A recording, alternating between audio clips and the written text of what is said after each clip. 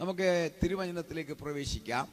ഇന്നത്തെ ചിന്തയ്ക്കായി കൊരിന്ത്യർക്ക് എഴുതിയ 2-ാം ലേഖനം 6-ാം അധ്യായത്തിൻ്റെ 2-ാം വാക്യത്തെ ആസ്പദമാക്കി ചില കാര്യങ്ങൾ നിങ്ങളോട് എനിക്ക് തന്നിരിക്കുന്ന സമയത്തിനകത്ത് പറയുവാനാണ് ഞാൻ ആഗ്രഹിക്കുന്നത്.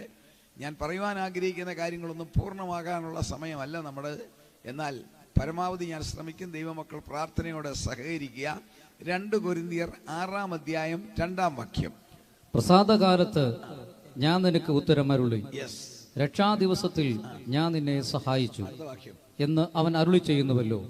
ഇപ്പോൾ ആകുന്നു സുപ്രസാദകാലം, ഇപ്പോൾ ആകുന്നു സുപ്രസാദകാലം, ഇപ്പോൾ ആകുന്നു രക്ഷാദിവസം. പെരുവ നിവാസികളോട് ഞാൻ പറയുന്നു, എന്റെ പ്രഭാഷണം കേൾക്കുന്നവരോട് പറയുന്നു, ഇപ്പോൾ ആകുന്നു സുപ്രസാദകാലം, ഇപ്പോൾ ആകുന്നു രക്ഷാദിവസം. അതിന്റെ അർത്ഥം മനസ്സിലാക്കുമ്പോൾ ഒരു കാര്യമുണ്ട്, ഇപ്പോഴത്തേത് കഴിഞ്ഞാൽ ഇത് രണ്ടും മാറുമെന്ന്. ഇപ്പോഴെന്ന് പറഞ്ഞാൽ നിലവിൽ, അപ്പോൾ ഇത് കഴിഞ്ഞാൽ സുപ്രസാദകാലവും മാറും, രക്ഷാദിനവും മാറുമെന്ന് വളരെ മനോഹരമായി വ്യക്തമായി പരിശുദ്ധാത്മാവ് കാണിക്കുന്നു. ഈ 2025 ജീവിക്കുന്ന ലോകത്തിലെമ്പാടും കേരളത്തിൽ ജീവിക്കുന്ന നമ്മളെല്ലാവരും ഒരു വിധത്തിൽ വളരെ ഭാഗ്യമുള്ളവരാണ്. കാരണം മനുഷ്യവർഗത്തിന്റെ ചരിത്രത്തിൽ ഇത്രയും സംസ്കാരമേറിയ ഒരു കാലഘട്ടം ഉണ്ടായിട്ടില്ല. ശാസ്ത്രത്തിന്റെ നേട്ടത്തിന്റെ വെള്ളി വെളിച്ചത്തിൽ ജീവിതത്തെയും സകലത്തെയും മധുരമാക്കുവാൻ ഗ്രാമവാസികൾക്കും പട്ടണവാസികൾക്കും രാജ്യഭേദമന്യേ ലോകത്തിൽ എല്ലായിടത്തും ലഭിച്ചിരിക്കുന്ന അവസരങ്ങൾ പരമാവധി ആസ്വദിക്കുന്നവരാ നിങ്ങളും ഞാനും. ഇന്ന് ലോകത്തിൽ ജീവിച്ചിരിക്കുന്ന 800-ൽ പരം കോടി ജനങ്ങളെ ഒറ്റ മാലയ്ക്കകത്ത് ശാസ്ത്രം കൊരുത്തിട്ടിട്ടുണ്ട്. ആ മാലയുടെ പേരാണ് ഇന്റർനെറ്റ്. ആ ഇന്റർനെറ്റിൽ കൂടെ ജീവിതത്തെ കാണുകയും കേൾക്കുകയും അനുഭവിക്കുകയും അറിയുകയും ചെയ്യുന്ന ഒരു നല്ല സമൂഹമാണ് ഇന്നത്തെ മനുഷ്യർ. തീർന്നില്ല, സർവ സ്വാതന്ത്ര്യത്തിന്റെ കാലം. മനോഹരമായി ഇഷ്ടമുള്ള വീടുകൾ വെക്കാം, ഇഷ്ടമുള്ള വസ്ത്രം ധരിക്കാം, ഇഷ്ടമുള്ള ജോലി ചെയ്യാം, ഇഷ്ടമുള്ള ഭക്ഷണം കഴിക്കാം, ഇഷ്ടമുള്ള പോലൊക്കെ ജീവിക്കാം, ഇഷ്ടമുള്ള ദൈവത്തെ ആരാധിക്കാം, ദൈവത്തെ ആരാധിക്കാതിരിക്കാം, ദൈവത്തെ സേവിക്കാതിരിക്കാം, എങ്ങനെയും ജീവിക്കാം. എത്രയും അങ്ങനെ ഒരു സർവ സ്വാതന്ത്ര്യത്തിന്റെ നാടാണ്. വളരെയധികം ഡെവലപ്പ് ചെയ്ത ഒരു ലോകം. ഓരോ ദിവസവും ഒരു വീടിന്റെ നിലകൾ ഉയരുന്നത് പോലെ കുതിച്ചുയരുകയാണ്. മനുഷ്യർ അതിമാനുഷ്യൻ ആകത്തക്കവണ്ണമുള്ള കാര്യങ്ങളാണ് ചെയ്യുന്നത്. വൈദ്യശാസ്ത്രം ജയത്തിന്റെ കൊടി ഇങ്ങനെ പറപ്പിക്കുകയാണ്. നമ്മുടെ ശരീരത്തിന്റെ അന്തരാവയവങ്ങൾ എന്ന് പറയുന്ന പ്രധാനപ്പെട്ട കിഡ്നിയും ലിവറും ഹാർട്ടും എല്ലാം ഒരു കാറിന്റെ ടയർ ഊരി മാറ്റിയിടുന്ന ലാഘവത്തിൽ പറിച്ചു മാറ്റി വെക്കുന്ന സ്ഥാപനങ്ങൾ കേരളത്തിലെ ലോകത്തിലെ ഗ്രാമങ്ങളിൽ പോലും ഇല്ലേ?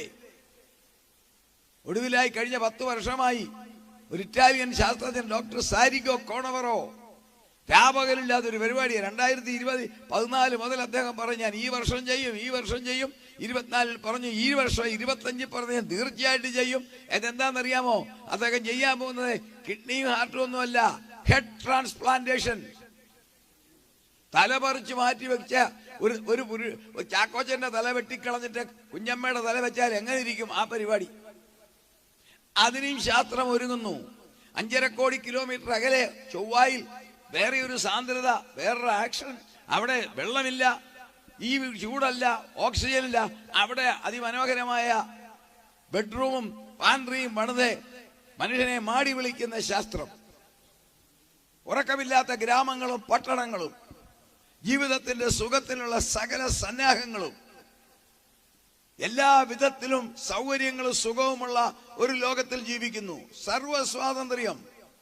എവിടെയും സഞ്ചരിക്കാം, എവിടെയും പോകാം, എന്തും വിളിച്ചു പറയാം. യൂട്യൂബ് എടുത്ത് നോക്കിക്കേ, എന്തെല്ലാം അതിനകത്ത് കയറി വരുന്ന സർവ സ്വാതന്ത്ര്യം. അങ്ങനത്തെ ഒരു ലോകത്തിൽ ഈ ലോകം ഇങ്ങനെ മാലോകരിങ്ങനെ സന്തോഷിച്ച് നടക്കുമ്പോൾ ഒരു സത്യം വിളിച്ചു പറയാം, ഇതിനൊരു മറുവശമുണ്ട്. ഒരു ഭയങ്കരത വരുന്നു.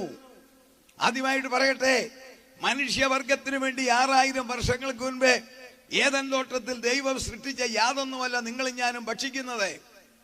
നമ്മൾ ഭക്ഷിക്കുന്ന vegetable, tomato, potato, cauliflower, cabbage, പാവയ്ക്ക, എന്തിന് ബീൻസ്, അച്ചിങ്ങാപ്പയർ, ഇതൊന്നും ഏദൻ തോട്ടത്തിലേതല്ല. അതെല്ലാം പോയി. ഇന്ന് ഉച്ചയ്ക്ക് കഴിച്ച മുട്ടയുണ്ടല്ലോ, തമ്പുരാൻ നിർമ്മിച്ച കോഴിയുടെ മുട്ടയും അല്ല. അതെല്ലാം പോയി. ശാസ്ത്രത്തിന്റെ നേട്ടത്തിന്റെ വെളിച്ചത്തിൽ ഉരുത്തിരിഞ്ഞ പുതിയ വസ്തുക്കളാ നമ്മൾ ഭക്ഷിക്കുന്നത് തന്നെ. ഒറിജിനൽ എല്ലാം മാറിയില്ലേ? അതോടൊപ്പം നോക്കിക്കേ, ഇത്ര മനോഹരമായ ഒരു ലോകമാണെങ്കിലും നിഷ്പക്ഷ ബുദ്ധിയോടെ എന്നെ കേൾക്കണം. ആദ്യമേ പറയട്ടെ, ഞാനൊരു സഭയ്ക്കെതിരല്ല, ഒരു മതത്തിനെതിരല്ല, ഒരു സംഘടനയ്ക്കെതിരല്ല, ഒരു സഭയ്ക്ക് വേണ്ടിയല്ല, ഒരു മതത്തിന് വേണ്ടിയല്ല. സർവശക്തനായ ദൈവമായ സൃഷ്ടാവിന്റെ കാര്യം വിളിച്ചു പറയുക. നിഷ്പക്ഷ ബുദ്ധിയോടെ കേൾക്കണം. ഇത്ര മനോഹരമായ ഒരു ലോകമാണ്. ഇഷ്ടം പോലെ ധനവാന്മാർ, മനോഹരമായ വാഹനങ്ങൾ, അതിസുന്ദരമായ വീടുകൾ, എയർ കണ്ടീഷൻ ചെയ്ത മുറികൾ, വീടുകൾ, ഇഷ്ടം പോലെ വസ്ത്രം, ഇതെല്ലാം ഉണ്ടെങ്കിലും ഒരു കാര്യം ചോദിക്കട്ടെ, ഈ ലോകത്തിൽ ദൈവമക്കൾക്കല്ലാതെ ആർക്കെങ്കിലും സമാധാനമുണ്ടോ? നിഷ്പക്ഷമായിട്ട് ചിന്തിക്കണം. സമാധാനം നഷ്ടപ്പെട്ടില്ലേ? മനുഷ്യവർഗത്തെ മറ്റ് സൃഷ്ടികളിൽ നിന്നും നമ്മളെക്കാൾ ആരോഗ്യവും സൗന്ദര്യമുള്ള മൃഗങ്ങൾ, പക്ഷികൾ, അവയിൽ നിന്നെല്ലാം വേർപെടുത്തി കാണിക്കുന്ന കാര്യമുണ്ട്. നമുക്കൊണ്ടൊരു കുടുംബജീവിതം, അതും തകർന്നില്ലേ? കുടുംബജീവിതം തകരുന്നില്ലേ? ഡിവോഴ്സ് പെരുകുന്നില്ലേ? ഡിവോഴ്സ് പെരുകുന്നില്ലേ? ഭാര്യ ഭർത്താക്കന്മാരുടെ ബന്ധം പൊട്ടിപ്പോകുന്ന ചരട് പോലെയായി കഴിഞ്ഞില്ലേ? ഇനിയും അതിനേക്കാൾ ഭയങ്കരം വേദപുസ്തകം പഠിപ്പിക്കുന്നത് പ്രായപൂർത്തിയായ ഒരു പുരുഷനും ഒരു സ്ത്രീയും സഹോദരനും സഹോദരിയും അല്ല എങ്കിൽ ഒന്നിച്ച് താമസിക്കുന്നത് പാപം. എന്നാൽ ആധുനിക ലോകം അതിന് നല്ലൊരു വെളിച്ചം നൽകി, നിയമത്തിന്റെ സാധ്യത നൽകി, ഒന്നിച്ച് ജീവിക്കാം. അതിനൊരു പേര് വിട്ടു, ലിവ് ടുഗദർ. ഭാര്യയുമല്ല ഭർത്താവുമല്ല, പിന്നെ എന്താ? പാർട്ട്ണർ. തകർന്നോ സംഗതി? മാതാപിതാക്കളെ അനുസരിക്കാത്ത തലമുറയല്ലേ മക്കൾ? കുഞ്ഞുങ്ങളെ വഴക്ക് പറയാൻ മാതാപിതാക്കൾക്ക് ഭയമല്ലേ? മാതാപിതാക്കളെ അനുസരിക്കാത്ത ഒരു തലമുറ ലോകത്തിലെ, കേരളത്തെയോ പെരുവയോ നിങ്ങൾ കാണരുത്. ലോകത്തെ നോക്കിക്കേ, ഇതുപോലെ കുറ്റകൃത്യം പെരുകിയ ഒരു കാലമുണ്ടോ? ഇത്രയും ധനങ്ങളും എല്ലാം ഉണ്ടായിട്ടും ഇതുപോലെ കുറ്റകൃത്യം പെരുകിയ സ്ഥലമുണ്ടോ? വിദ്യാഭ്യാസത്തിന് വല്ല കുറവുണ്ടോ? മുക്കിന് സ്ഥാപനങ്ങളല്ലേ? എന്നിട്ടും മനുഷ്യൻ മ്ലേച്ഛത കാണിക്കുന്നതിന് വല്ല കുറവുണ്ടോ? വാർത്തകൾ വായിക്കാൻ ലജ്ജയല്ലേ? ഇതുപോലെ മദ്യവും മയക്കുമരുന്നും പെരുകിയ ഒരു ലോകമുണ്ടോ? ലോകത്തിലെ ഏറ്റവും വലിയ ബിസിനസ് ഷെയർ ബിസിനസ്സോ കമ്പ്യൂട്ടർ ബിസിനസ്സോ ഒന്നുമല്ല. ഒരു രാജ്യത്തിന് നിയന്ത്രിക്കാൻ മേലാത്ത ഒരു അണ്ടർലൈൻ ബിസിനസ് ഉണ്ട്. ആ ബിസിനസിന്റെ പേരാണ് മയക്കുമരുന്ന് ബിസിനസ്. ആ ലോബിയെ നിയന്ത്രിക്കാൻ അമേരിക്കയ്ക്കോ ഇന്ത്യക്കോ ചൈനയ്ക്കോ ജപ്പാനോ റഷ്യക്കോ സാധിക്കത്തില്ല. അതിങ്ങനെ എഴുതുകയാണ്. കൊച്ചു ക്ലാസ് മുതൽ പല വിധത്തിൽ പലതരത്തിൽ കുഞ്ഞുങ്ങൾക്ക് മുതൽ മയക്കുമരുന്നുകൾ കൊടുത്ത് തകർക്കുന്ന ഒരു ലോകം. ഈ നശിച്ചു പോകുന്ന മണ്ണിന് വേണ്ടി പടവെട്ടുന്ന, അടിപിടി കൂടുന്ന അപ്പനും മക്കളും അതിർത്തി തർക്കത്തിന്റെ പേരിൽ മരിച്ചു കഴിയുമ്പോൾ ആർക്കും അതിർത്തിയില്ല, എല്ലാം മണ്ണില്ല. എന്നാൽ ജീവിച്ചിരിക്കുമ്പോൾ ഒരു പിടി മണ്ണിന് വേണ്ടി സ്നേഹം ഹോമിക്കുന്ന സമൂഹം. ഇതുപോലെ സ്വാർത്ഥത വർദ്ധിച്ച ഒരു കാലമുണ്ടോ? അഴിമതിയുടെ ഉത്സവമല്ലേ? നിഷ്പക്ഷമായി ചിന്തിച്ചേ, മായം ചേർക്കുന്നതിന് എന്തെങ്കിലും ഒരു കണക്കുണ്ടോ?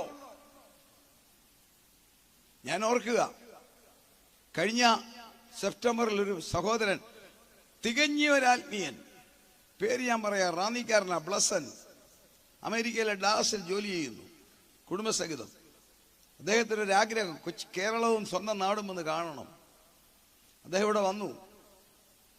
2 ആഴ്ച അതിലെല്ലാം കറങ്ങി കൊച്ചി എയർപോർട്ടിൽ കയറി വന്നു.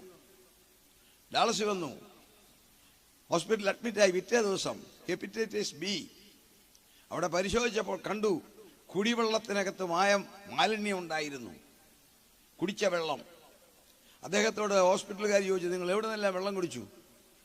അദ്ദേഹം പറഞ്ഞു കേൾക്കണോ, കൊച്ചി എയർപോർട്ടിൽ വന്ന് ഇറങ്ങിയത് മുതൽ തിരിച്ച് സിയാൽ എയർപോർട്ടിൽ നിന്ന് കയറുന്നത് വരെ റാന്നിയിലെ എൻ്റെ വീട്ടിലെ വെള്ളം പോലും ഞാൻ കുടിച്ചില്ല. അദ്ദേഹം പറഞ്ഞതാ, മുഴുവൻ ബോട്ടിൽ വെള്ളം ഞാൻ കാശ് കൊടുത്ത് മേടിച്ചാ കുടിച്ചത്. ഞങ്ങളൊക്കെ പ്രാർത്ഥിച്ചു, ലോകമൊക്കെ പ്രാർത്ഥിച്ചു. ഷാരോൺ സഭയിൽ ഒരു അംഗമായിരുന്നു. പക്ഷെങ്കിൽ ഒക്ടോബറിൽ അദ്ദേഹം ലോകത്തോട് വിട പറഞ്ഞു. നമ്മളെ കരുതുമോ എന്ന് പറഞ്ഞാൽ ഇവിടെ ഏതെങ്കിലും കടയിലിരിക്കുന്ന വെള്ളത്തിനകത്ത് മായമൊന്നല്ല. ലോകത്തിൽ സകലത്തിനകത്തും മായം. ഏറ്റവും അധികം മായം കലർത്തുന്നത് സ്നേഹത്തിൽ. ചതിവിന്റെയും വഞ്ചനയുടെയും കാലം. തീവ്രവാദികൾ പെരുകിയില്ലേ? കോഴിയെ കൊല്ലുന്ന ലാഘവത്തിൽ മനുഷ്യൻ മനുഷ്യനെ കൊല്ലുവാൻ മടിക്കുന്നുണ്ടോ? ഇത്രയും കുറ്റവാളികൾ പെരുകിയ കാലമുണ്ടോ? മറുഭാഗത്ത് നോക്കിക്കേ, മാനസിക രോഗികൾ പെരുകി. മാനസിക രോഗികളില്ലാത്ത ഗ്രാമങ്ങളില്ല, പട്ടണമില്ല. ആത്മഹത്യക്ക് കേരളമാണ് മുമ്പിൽ. ഇന്ത്യയിൽ സാക്ഷരത കേരളം എന്നെല്ലാം പറയുന്നെങ്കിലും ചില വർഷങ്ങൾക്ക് മുമ്പ് നിയമസഭയിൽ സമർപ്പിച്ച റിപ്പോർട്ട് 24 മലയാളി ഒരു ദിവസം ആത്മഹത്യ ചെയ്യുന്നു. ഇന്നത്തെ എനിക്കറിയത്തില്ല. അപ്പോൾ 1 മണിക്കൂറിൽ ഈ യോഗം തുടങ്ങി തീരുന്ന വരെ 4 സഹോദരനോ സഹോദരിയോ പോയിരിക്കും. ആത്മഹത്യ പെരുകി. സകല വിധത്തിലുള്ളതായ കള്ളത്തരങ്ങളും പെരുകി. മറുഭാഗത്ത് നോക്കിക്കേ, മതം പൊട്ടിയ മതയാനയെ പോലെ മനുഷ്യർക്കെതിരെ നിൽക്കുന്ന പ്രകൃതി. മാരക രോഗങ്ങൾ പെരുന്നാൾ നടത്തുകയല്ലേ? ക്യാൻസർ മുതൽ കാർഡിയാക് അറസ്റ്റ് വരെ കുഞ്ഞുങ്ങൾക്ക് വരെ വരുന്നില്ലേ? പത്രത്തിലും വീട്ടിലും ഒക്കെ വാർത്തയില്ലേ? 40, 45, 35 വയസ്സ് പ്രായമുള്ള ചെറുപ്പക്കാർ കുഴഞ്ഞു വീണ് മരിക്കുന്നു. ക്യാൻസർ പെരുകിയില്ലേ? ക്യാൻസർ വന്നാൽ ആളും പോയി, പണവും പോയി. വൈദ്യശാസ്ത്രയും ജയപ്പേര് മുഴക്കിയിട്ടും രോഗമില്ലാത്ത ആളുകൾ ഈ ലോകത്തിൽ കുറവായില്ലേ? അപ്പോൾ എന്താണ് കാരണം? അതെ, ഈ സിസ്റ്റം ഇവിടെ മാറാൻ പോവുക. ഈ തലമുറയിൽ കരങ്ങളെ കുറിച്ച് സ്തുതിക്കേ. ഈ സിസ്റ്റം ഇവിടെ മാറും. രാഷ്ട്രീയമായി പറഞ്ഞാൽ ഇന്ന് നമ്മൾ ജീവിക്കുന്ന നല്ല ഡെമോക്രാറ്റിക് രാജ്യത്തിലാണ്. ലോകത്തിലെ ഏറ്റവും വലിയ ജനാധിപത്യ രാജ്യമാണ് ഇന്ത്യ. രാഷ്ട്രീയ പാർട്ടികളെ കുറിച്ചല്ല പറയുന്നത്, ഏറ്റവും നല്ല ജനാധിപത്യ രാജ്യമാണ് ഇന്ത്യ. മറ്റു രാജ്യങ്ങളിലൊക്കെ ഞാൻ പോയിട്ടുണ്ടെങ്കിലും ഇത്രയും ജനാധിപത്യത്തിന് സ്വാതന്ത്ര്യം മറ്റെങ്ങുമില്ല. നമ്മുടെ കേരളം ഏറ്റവും നല്ലൊരു ഡെമോക്രാറ്റിക് സ്റ്റേറ്റ് ആണ്. ലോകത്തിലെ 98% രാജ്യങ്ങളിൽ ഏതാണ്ട് സ്വാതന്ത്ര്യമുണ്ട്. ഇത്രയും ഇല്ലെങ്കിലും ഉണ്ട്.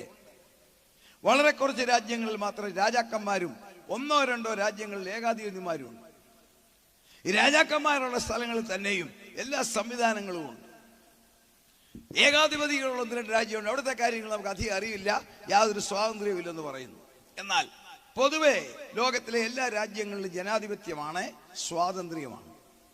ഇത് കംപ്ലീറ്റ് മാറി. വേദപുസ്തകൻ 2600 വർഷങ്ങൾക്ക് മുൻപ് പറഞ്ഞു, ഒരുവൻ ഈ ലോകം ഭരിക്കും.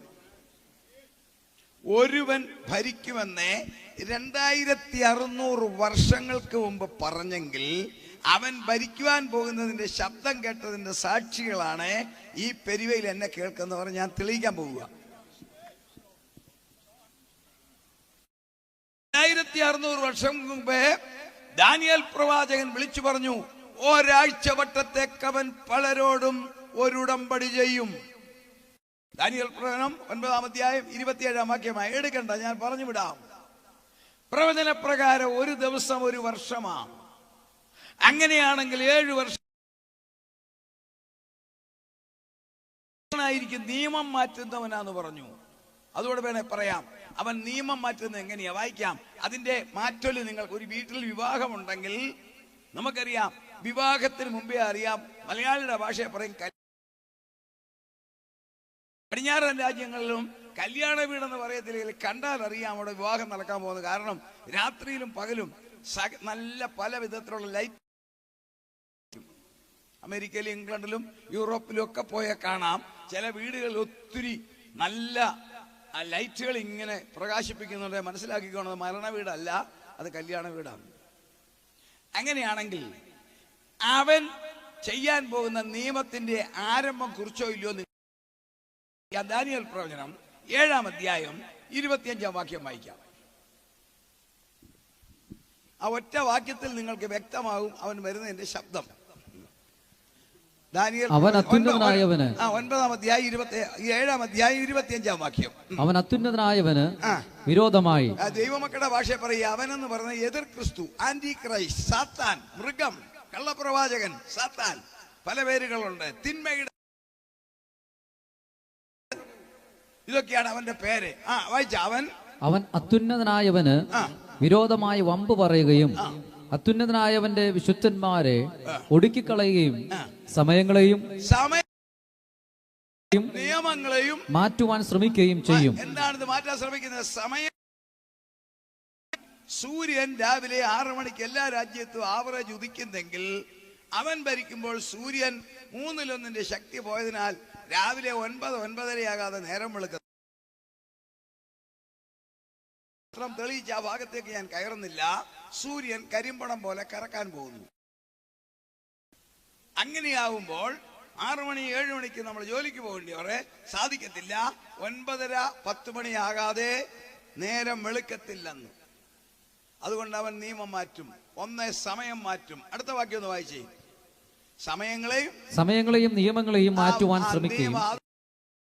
ശ്രദ്ധിച്ചാൽ മനസ്സിലാകും അവന്റെ വരവ് അടുത്തുനിന്ന്. എന്താണ് അവൻ മാറ്റാൻ പോകുന്ന നിയമം? ലോകത്തിൽ ഇന്നൊരു നിയമമുണ്ട്, ഉണ്ടായിരുന്നു എന്ന് വേണമെങ്കിലും പറയാം.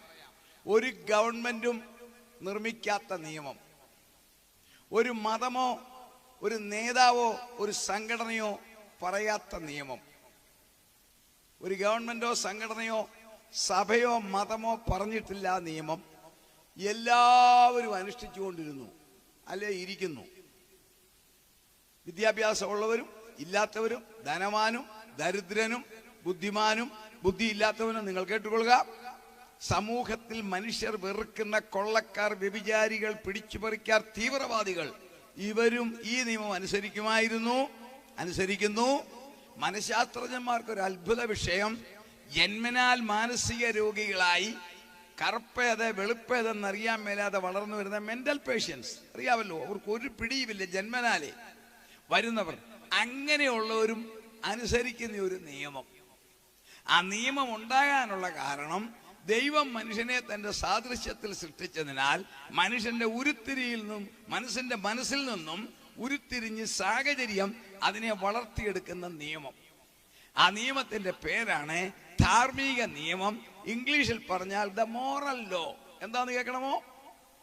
ഒരമ്മ, ഞാൻ ലളിതമായി പറയുകയാണ്, ഗർഭം ധരിച്ച് 9 മാസം ഗർഭം ധരിച്ച് പലവിധ വൈഷമ്യങ്ങൾ ഏറി ഒരു മകനെ പ്രസവിക്കുന്നു. ആ കുഞ്ഞിനെ പാല് കൊടുത്ത്, അമ്മമാർക്കറിയാമല്ലോ, അതിനെ പല വിധത്തിലുള്ളതായ ബുദ്ധിമുട്ടുകൾ സഹിച്ച് ഈ മകനെ വളർത്തുന്നു. ആ മകൻ വളർന്ന് പ്രായപൂർത്തിയായി. ആ പ്രായപൂർത്തിയായാലും ഈ അമ്മയ്ക്ക് മകനെ എങ്ങനെ കാണാം? നിങ്ങൾ ആശയം മനസ്സിലാക്കുന്നു വിശ്വസിക്കുന്നു. ഒരു പിതാവേ, പുരുഷന്മാരെ, നമ്മൾക്കൊരു കുഞ്ഞ് ജനിക്കുന്നു. നാം ആ കുഞ്ഞിനെ നമ്മുടെ മടിയിലെടുത്ത് വളർത്തുന്നു. അതിന്റെ ടോയ്ലറ്റ് പിതാവായ ഞാനും നിങ്ങളും മാറ്റുന്നു. ഉമ്മ കൊടുത്ത് വളർത്തുന്നു. ഒരു മകളെ വളർത്തുന്നു. ആ മകൾക്കും 10-40 വയസ്സ് പ്രായമായി. ഈ മകളെ അപ്പൻ എങ്ങനെ കാണും? ഈ മകനെ അമ്മ എങ്ങനെ കാണും? നമ്മൾ വിളിക്കത്തില്ലേ, എൻ്റെ മകൾക്ക് 54 വയസ്സുണ്ട്, എൻ്റെ മകൾക്ക് 56 വയസ്സുണ്ട് മകന്. അവൻ പാസ്റ്റർ അമേരിക്കയിൽ. 54 വയസ്സുണ്ട് മകൾക്ക്. അവർക്കും മക്കളുണ്ട്. എന്നിട്ട് ഞാൻ ഇവരെയൊക്കെ വിളിക്കുന്നേ എടാ മോനെ, ഇടി മോളെ എന്നാണ്. നമ്മളെല്ലാം അങ്ങനല്ലേ? എന്നാൽ അത് വേണ്ട. അമ്മയ്ക്ക് മകനെയും അപ്പന് മകളെയും വിവാഹം കഴിക്കാം. നിങ്ങൾക്ക് സംശയമുണ്ടല്ലേ? നാളെ മുതൽ പത്രം എടുത്ത് നോക്കിക്കോ, അതിന്റെ മുന്നോടി കാണാം. മകളെ പീഡിപ്പിച്ച പിതാവേ. വാർത്ത കണ്ടില്ലേ? കണ്ടിട്ടുള്ളവരൊന്ന് കൈ പൊക്കിക്കേ. കണ്ടിട്ടില്ല, അമ്മച്ചി കൈ പൊക്കി. മകളെ പീഡിപ്പിച്ച പിതാവേ, തുറന്നു പറയുക. മകളേക്ക് ഗർഭണം നടത്തിയ പിതാവേ, മകനുമായി ബന്ധപ്പെട്ട അമ്മ എന്തുകൊണ്ട് ഈ ലോകത്തിൽ വരുന്നു? ഇതാണ് നിഴലാണ്. അത് നിയമമാക്കുന്ന ഒരുവൻ പുറകെ വരുന്നു. അവന്റെ സന്നാഹം കണ്ടോ? 2600 വർഷം മുമ്പ് പറഞ്ഞു, അങ്ങനെ ഒരുവൻ ലോകം ഭരിക്കും. ഇന്നത്തെ ലോകത്തിൽ കുറച്ചുകൂടി വെളിപ്പെടുത്തി കിട്ടി. വായിക്കാം, വെളിപ്പാട് പുസ്തകം 13-ാം അധ്യായം 1-ാം വാക്യം വായിച്ചിട്ട് 7-ാം വാക്യം വായിക്കാം. വെളിപ്പാട് 13-1 വായിച്ചിട്ട് 7 വായിക്കാം. അപ്പോൾ 10 കൊമ്പും 7 തലയും. 10 കൊമ്പും 7 തലയും. കൊമ്പുകളിൽ 10 രാജമുടിയും തലയിൽ ദൂഷണനാമങ്ങളും ഉള്ള ഒരു മൃഗം സമുദ്രത്തിൽ നിന്ന് കയറുന്നത് ഞാൻ കണ്ടു. എന്റെ പ്രഭാഷണം ഇവിടെ കേൾക്കുന്നവരെല്ലാം ദൈവമക്കളാണെന്ന് എനിക്കറിയാം. നിങ്ങൾക്കറിയാം ഈ 10 കൊമ്പ് എന്താ, 7 തല എന്താ? മൃഗമാണ്, എതിർ ക്രിസ്തു. അവൻ എങ്ങനെ ഭരിക്കും? വായിക്കാം 7-ാം വാക്യം. വിശുദ്ധന്മാരോട് യുദ്ധം ചെയ്ത് അവരെ ജയിപ്പാനും അതിന് അധികാരം ലഭിച്ചു. അടുത്ത വാക്യം. സകല ഗോത്രത്തിന്മേലും വംശത്തിന്മേലും ഭാഷമേലും ജാതിമേലും അധികാരവും ലഭിച്ചു. വായിച്ചേ. വിശുദ്ധന്മാരോട് യുദ്ധം ചെയ്ത് അവരെ ജയിപ്പാനും അതിന് അധികാരം ലഭിച്ചു. സകല ഗോത്രത്തിന്മേലും. വാക്യം നിങ്ങൾ ശ്രദ്ധിച്ചോണം. ഇവിടെ ഞാൻ തെളിയിക്കാൻ പോവുകയാണ്. സകല ഗോത്രത്തിന്മേലും വംശത്തിന്മേലും ഭാഷമേലും ജാതിമേലും. അതായത് ലോകത്തിലുള്ള സകല ജനതയുടെ മേൽ 6500 ഭാഷ, 8 ലക്ഷം സംസ്കാരം, കറുത്തവർ, വെളുത്തവർ, മഞ്ഞ നിറമുള്ളവർ, വിദ്യാഭ്യാസമുള്ളവർ, ഇല്ലാത്തവർ, ധനവാൻ, ദരിദ്രൻ, സമ്പന്നൻ, ശാസ്ത്രജ്ഞൻ, സകലരുടെ മേലും അവന് അധികാരം കിട്ടും. ഇല്ലയോ? ദൈവമക്കൾക്കറിയാമോ, ലോകത്തിൽ നിരപ്പിൽ ഇന്നത്തെ സാംസ്കാരിക ലോകത്തിൽ വന്നിരിക്കുന്ന ഒരു കാര്യമാണ് സംസ്കാരത്തിന്റെ ഉച്ചകോടി. ഏകലോക ഗവൺമെന്റ്, വൺ വേൾഡ് ഗവൺമെന്റ് എന്ന് പറഞ്ഞാൽ ഇന്ത്യ ഗവൺമെന്റ് ഇല്ലെന്നല്ല. എല്ലാ രാജ്യങ്ങളിലും ഗവൺമെന്റ് ഉള്ളപ്പോൾ തന്നെ ഈ ലോകം, അടുത്ത ശ്രദ്ധിച്ച് കേട്ടോണം, ഈ ലോകത്തെ നമുക്കൊരു രാജ്യമായി കാണാം. എല്ലാ രാജ്യങ്ങളും ഇരിക്കുമ്പോൾ തന്നെ മിടുമിടുക്കനും നയമുള്ളവനും കഴിവുള്ളവനും പക്ഷപാതമില്ലാത്തവനും അറിവുള്ളവനും പ്രാപ്തനുമായ ഒരു വ്യക്തിയെ കണ്ടുപിടിക്കാം. അവന് വേൾഡ് റൂളർ എന്ന് പേരിടാം. അവന്റെ കയ്യിലേക്ക് ലോകത്തെ കൊടുക്കാം. ഇത് ലോകത്തിൽ തുടങ്ങിയെങ്കിൽ ഈ ഇരിക്കുന്ന നിങ്ങളും ഞാൻ സാക്ഷി. 2025 ജാനുവരി 23 നിങ്ങളുടെ വീട്ടിൽ പേപ്പർ ഉണ്ടെങ്കിൽ പോയി എടുത്ത് നോക്കിക്കൊള്ളുക. 24-ാം തീയതി പേപ്പറിൽ വരും. ലോകത്തിലെ മിക്ക സോഷ്യൽ മീഡിയയിലും വാർത്തകൾ വന്നു. നമ്മുടെ മലയാള മനോരമയിൽ എഴുതിയ ഹെഡിങ് അതിരുകളില്ലാത്ത ലോകം. അവരുടെ ഹെഡിങ്. സംശയമുള്ളവരുണ്ടെങ്കിൽ എന്റെ കയ്യിൽ കട്ടിങ് ഇരിപ്പുണ്ട്, ഞാൻ കാണിക്കാം. എന്താണെന്നറിയാമോ? സ്വിറ്റ്സർലൻഡിലെ ജനീവയിൽ വെച്ച് ലോകരാഷ്ട്ര തലവന്മാർ ഒരു ഉടമ്പടിയിൽ ഒപ്പുവെച്ചു. ഏതെല്ലാം രാജ്യങ്ങൾ നമ്മുടെ വെളിപ്പെടുത്തിയിട്ടില്ല. ലോകരാഷ്ട്ര തലവന്മാർ ഒപ്പുവെച്ചതിന്റെ കർമ്മം 1, അതിർത്തിയിൽ നിന്നും പട്ടാളത്തെ പിൻവലിക്കാം. അതിർത്തികളിൽ യുദ്ധം ഒഴിവാക്കാം. എല്ലാ രാജ്യങ്ങളും പറയുക മിലിറ്ററിയെ ഒഴിവാക്കാം. അടുത്തത് കേട്ടോണം, പൗരന്മാർ അങ്ങോട്ടും ഇങ്ങോട്ടും കേറട്ടെ. ഒരു ലോകം കൊണ്ടുവരാം. അതിന്റെ മധ്യസ്ഥത വഹിച്ച യുണൈറ്റഡ് നേഷൻസിന്റെ സെക്രട്ടറി മിസ്റ്റർ ഈവ്ലിൻ നിസി പത്രക്കാരോട് പറഞ്ഞ വാക്കാണ് ഏറ്റവും ശ്രദ്ധേയം. ഈ സൈനിങ് കഴിഞ്ഞപ്പോൾ അദ്ദേഹം പറഞ്ഞു, കേൾക്കണമോ? അടുത്ത തലമുറയ്ക്ക് ഞങ്ങൾ നൽകുന്ന സമ്മാനം. ഗൗരവം മനസ്സിലായോ മാത്യു പക്ഷേ?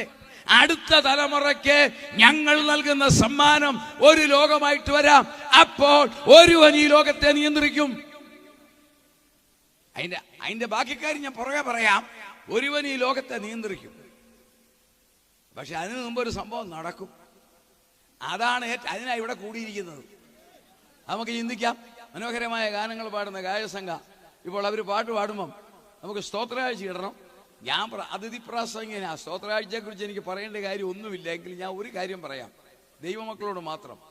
നമ്മൾ കൊടുക്കുന്ന പണം സ്വർഗത്തിൽ എഴുതും.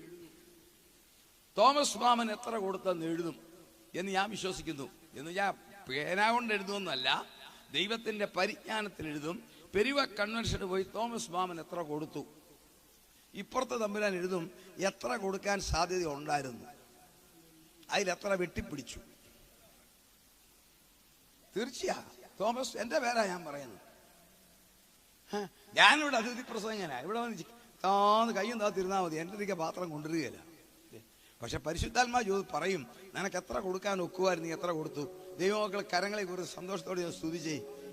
അതുകൊണ്ട് ഈ അനുഗ്രഹീതനായ ദൈവദാസൻ ഒരു സഭയുടെയോ സംഘടനയോ സപ്പോർട്ടില്ലാതെ വിശ്വാസത്താൽ നടത്തുമ്പോൾ അദ്ദേഹത്തിന് ഒരു സാമ്പത്തിക ബാധ്യത വന്നാൽ നമ്മളോട് കർത്താവ് കണക്ക് ചോദിക്കും. അതുകൊണ്ട് അടുത്ത പാട്ട് പാടുമ്പോൾ എത്ര കൊടുക്കാൻ സാധ്യതയുണ്ടെന്ന് സ്വർഗത്തിനറിയാം, നിങ്ങൾക്കും അറിയാം, എനിക്കും അറിയാം.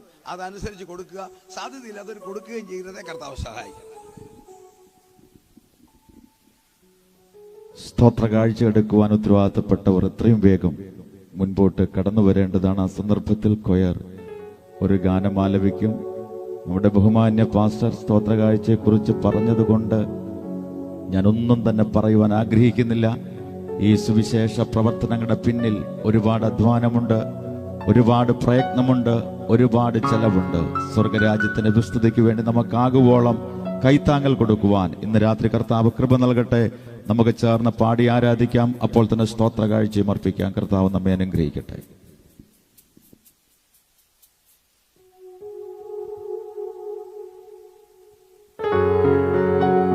പതിനായിരം മണവാളരിൽ സുന്ദരനാണെന്റെ പ്രിയൻ.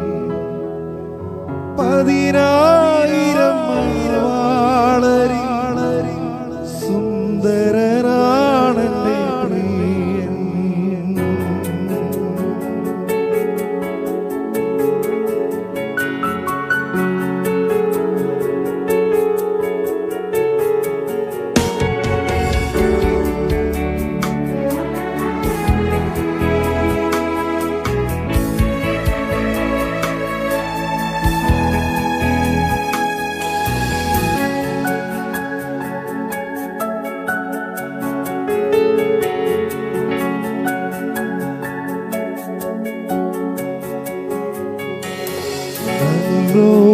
സുന്ദരിയേ,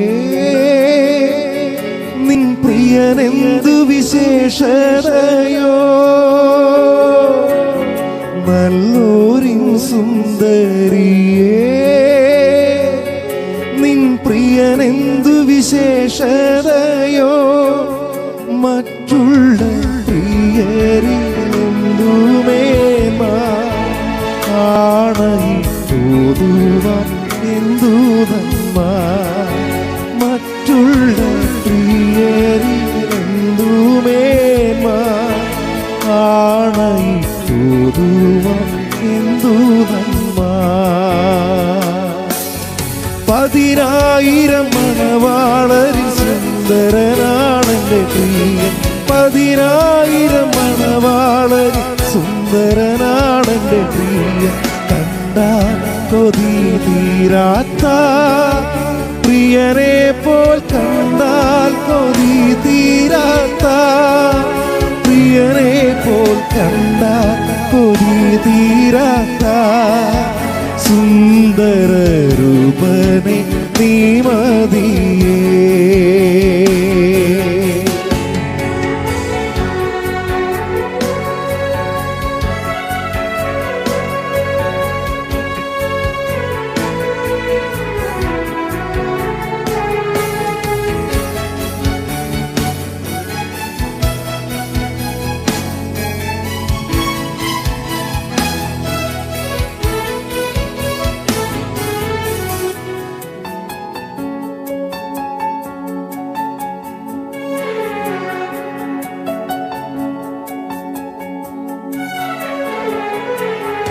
നിൻ ശിരസ്സു മെച്ചമാ ഉള്ള തങ്കം കൊണ്ടുള്ളതുത്താ.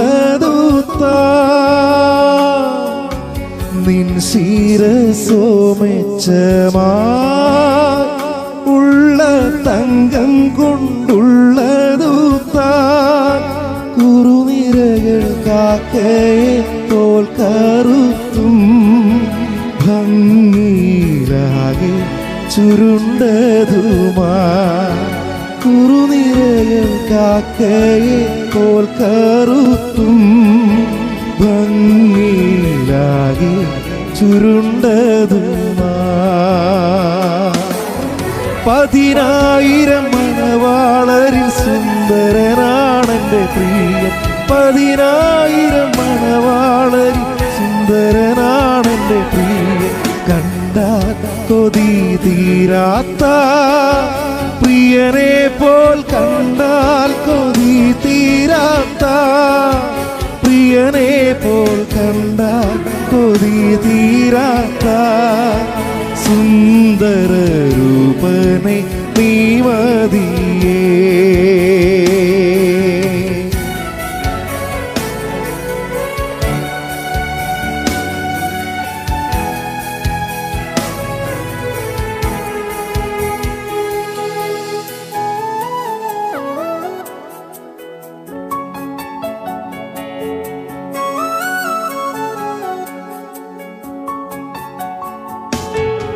എൻ പ്രിയൻ കണ്ണുകളോ നല്ല നീർത്തോടുകൾ കരികെ. എൻ പ്രിയൻ കണ്ണുകളോ നല്ല നീർത്തോടുകൾ കരികെ. ഉള്ള പ്രാവികൾ തുല്യമേ നന്നായി പാലിൽ കഴുകിയതും. ഉള്ള പ്രാവിൻ കണ്ണുകൾ തുല്യമേ നന്നായി പാലിൽ കഴുകിയതും. 10,000 മണവാളരിൽ സുന്ദരനാണെന്റെ പ്രിയൻ. 10,000 മണവാളരിൽ സുന്ദരനാണെന്റെ പ്രിയൻ. കണ്ടാൽ കൊതി തീരാത്ത പ്രിയനെ പോൽ, കണ്ടാൽ കൊതി തീരാത്ത പ്രിയനെ പോൽ, കണ്ടാൽ കൊതി തീരാത്ത സുന്ദര രൂപനെ നീ മതിയേ. നീട്ടപ്പെട്ട സ്തോത്ര കാഴ്ചയ്ക്കായി തുടർന്നുള്ള പഞ്ചസൂക്ഷയ്ക്കായി കർത്തദാസൻ പി.എസ്. സാമുവേൽ പ്രാർത്ഥിക്കും. പ്രിയ പിതാവേ, നല്ല സമയത്തിനായി സ്തോത്രം. കർത്താവിൻ്റെ നാമത്തിൻ്റെ മഹത്വത്തിനായി ഇവിടെ എടുക്കപ്പെട്ട സ്തോത്ര കാഴ്ചയ്ക്കായി സ്തോത്രം ചെയ്യുന്നു. കരം നീട്ടി എല്ലാവരെയും കർത്താവ് ധാരാളമായി അനുഗ്രഹിക്കണം. ഏറിയ പ്രതിഫലം കൊടുത്ത് കർത്താവ് മാനിക്കണമേ. ഈ കൺവെൻഷൻ്റെ ചിലവിലേക്ക് ആവശ്യമായതെല്ലാം നൽകി കർത്താവ് അവരെ മാനിക്കണമേ. തുടർന്ന് അങ്ങയുടെ ദാസനിൽ കൂടെ ഞങ്ങളോട് സംസാരിക്കണം. എല്ലാം അങ്ങയുടെ നാമത്തിൻ്റെ മഹത്വമായി തീർക്കണം. തൃക്കരങ്ങളിലേക്ക് സമർപ്പിക്കുന്നു, യേശു ക്രിസ്തുവിൻ്റെ വിലയേറിയ നാമത്തിൽ തന്നെ. ആമേൻ.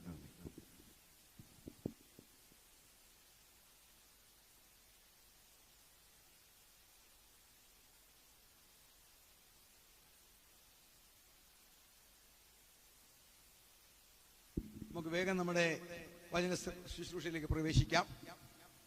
2600 വർഷം മുമ്പേ ദാനിയേൽ പ്രവാചകനിൽ കൂടി പറഞ്ഞു, ഒരുവൻ ലോകത്തെ ഭരിക്കുമെന്ന്. 7 വർഷം.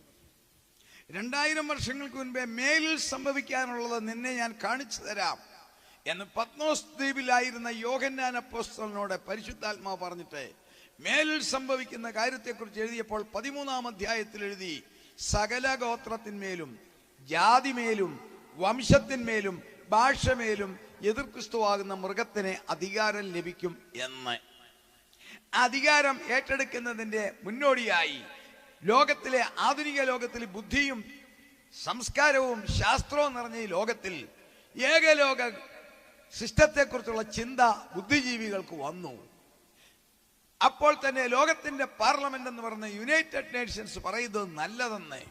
വീണ്ടും 2025 എന്ന് പറഞ്ഞ പുതിയ വർഷം ആരംഭിച്ചപ്പോൾ സ്വിറ്റ്സർലൻഡിൽ വെച്ച് നടന്ന ഉടമ്പടിയിൽ ലോകരാജ്യങ്ങൾ ഒപ്പുവെച്ചു, അതിർത്തികൾ മാറ്റാം, ജനങ്ങൾ യഥേഷ്ടം സഞ്ചരിക്കട്ടെ എന്ന് പറഞ്ഞപ്പോൾ അതിന്റെ കാർമ്മികത്വം വഹിച്ച യുണൈറ്റഡ് നേഷൻസിന്റെ സെക്രട്ടറിമാരിൽ ഒരാളായ മിസ്റ്റർ ഈവ്ലിൻ ന്യൂസി പറഞ്ഞു, ഇത് അടുത്ത തലമുറയ്ക്കുള്ള സമ്മാനം. ഇത്രയും കാര്യങ്ങൾ നടന്നെങ്കിൽ ഇവൻ വരുന്നതിന്റെ റിഹേഴ്സലും നടന്നു. ഞാനും നിങ്ങളും ഇന്ന് ഈ ലോകത്തിൽ ജീവിക്കുന്നതിനാൽ നമ്മളും അതിനകത്ത് പങ്കെടുക്കേണ്ടി വന്നു. അത് ഞാൻ പുറകെ പറയാം. എന്നാൽ അവൻ വരണമെങ്കിൽ അതിനു മുമ്പേ ഒരു സ്വർഗീയ നടപടി ഉണ്ടാവും. ആ നടപടിയെ കുറിച്ച് സംസാരിക്കുക എന്നുള്ളതാണ് ഈ കൺവെൻഷന്റെ ഉദ്ദേശം. കാരണം 6000 വർഷം മുമ്പേ തന്റെ സാദൃശ്യത്തിൽ തന്റെ ശ്വാസത്തിൽ ദൈവം മനുഷ്യനെ സൃഷ്ടിച്ചു. വേദപുസ്തകം നമ്മളെ പഠിപ്പിക്കുന്നു ഒരു സത്യം. സയൻസ് അത് തലകുലിക്ക് സമ്മതിക്കുന്നു. അപ്പോസ്തല പ്രവൃത്തികളുടെ പുസ്തകം 17-ാം അധ്യായം 26-ാമത്തെ വാക്യം വായിക്കാം. Book of acts chapter 17 verse 26 വായിക്കാം. അപ്പോസ്തല പ്രവൃത്തി 17:26. ഭൂതലത്തിലെങ്ങും വസിപ്പാൻ അവൻ ഒരുവനിൽ നിന്ന് മനുഷ്യജാതിയൊക്കെയും ഉളവാക്കി. അപ്പൊ ലോകത്തിൽ നിന്ന് 800 കോടി ജനമുണ്ടെങ്കിൽ വേദപുസ്തകം പഠിപ്പിക്കുന്നു ഒറ്റ അപ്പന്റെ മക്കൾ, ആദത്തിന്റെ മക്കൾ. സയൻസും അത് തലകുലിക്ക് സമ്മതിക്കും. പല ഭാഷ, പല വൈരുദ്ധ്യങ്ങൾ, പല സംസ്കാരം, പല ജീവിത രീതി, പ്രധാനമായി വെളുപ്പ്, കറുപ്പ്, മഞ്ഞ, ഇളം മഞ്ഞ, ബ്രൗൺ നിറങ്ങൾ. എല്ലാം ഉണ്ടെങ്കിലും ഈ മനുഷ്യൻ ഒരപ്പന്റെ മക്കളാണ് സയൻസ് കണ്ടുപിടിക്കാൻ കാരണം.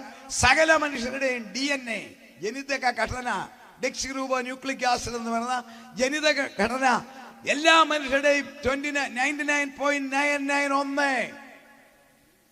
സകലരുടെയും DNA കോഡ് 1. എല്ലാ മനുഷ്യരിലും DNA കോഡ് വെച്ചിരിക്കുന്നത് 46 ക്രോമോസോം മാത്രം, 23 ജോഡി ക്രോമോസോം മാത്രം. തീർന്നില്ല. സാധാരണക്കാർക്കും മനസ്സിലാകും. ഉഷ്ണരാജ്യത്തിലും ശീതരാജ്യത്തിലും അത്യുഷ്ണ രാജ്യത്തിലും എവിടെ ചെന്നാലും മനുഷ്യന്റെ ബോഡി ടെമ്പറേച്ചർ നോർമൽ 98.4. സായിപ്പ് വെളുത്താൻ 1 ഡിഗ്രി കൂടുതലില്ല, അതുകൊണ്ട് അവന് പനിയാ. 97 ജീവിക്കാനും ഒക്കത്തില്ല. എല്ലാ മനുഷ്യരുടെയും ബോഡി ടെമ്പറേച്ചർ ഒരുപോലെ. എല്ലാ മനുഷ്യരുടെയും പുരുഷന്മാരിൽ നോക്കിക്കേ സിസ്റ്റം എല്ലാ സ്ത്രീകളിലും കോമൺ ആയെല്ലാം എല്ലാം കോമൺ. ഹീമോഗ്ലോബിൻ HB പുരുഷന്മാർക്ക് 12-15, സ്ത്രീകൾക്ക് 10-11. എല്ലാം ഒരുപോലെ എങ്ങനെ വന്നു? എല്ലാവർക്കും ബാല്യം, ശൈശവം, കൗമാരം, ഇല്ലേ, യൗവനം, മധ്യവയസ്ക, വാർദ്ധക്യം, ഇങ്ങനത്തെ സിസ്റ്റം ആരായാലും അത് തന്നെ. എല്ലാ രാജ്യത്തിലെയും അമ്മമാര് കുഞ്ഞുങ്ങളെ പ്രസവിക്കുന്നു, പാല് കൊടുത്ത് വളർത്തുന്നു, കമന്ന് വീഴുന്നു, പിടിച്ചിരിക്കുന്നു, നടക്കുന്നു, എല്ലാം ഒരുപോലെ. എല്ലാവർക്കും വിശപ്പ്, ദാഹം, വികാരം, വിചാരം, സന്തോഷം, സങ്കടം. അപ്പൊ ഒരു കാര്യം മനസ്സിലായി, ഇതൊറ്റയപ്പന്റെയാ. അങ്ങനെ ചെയ്തെങ്കിലും നമുക്കറിയാം തിന്മയുടെ ശക്തി പ്രവേശിച്ച് അനുസരണക്കേട് കാണിച്ചപ്പോൾ മനുഷ്യന്റെ തേജസ് പോയി, പാവിയായി.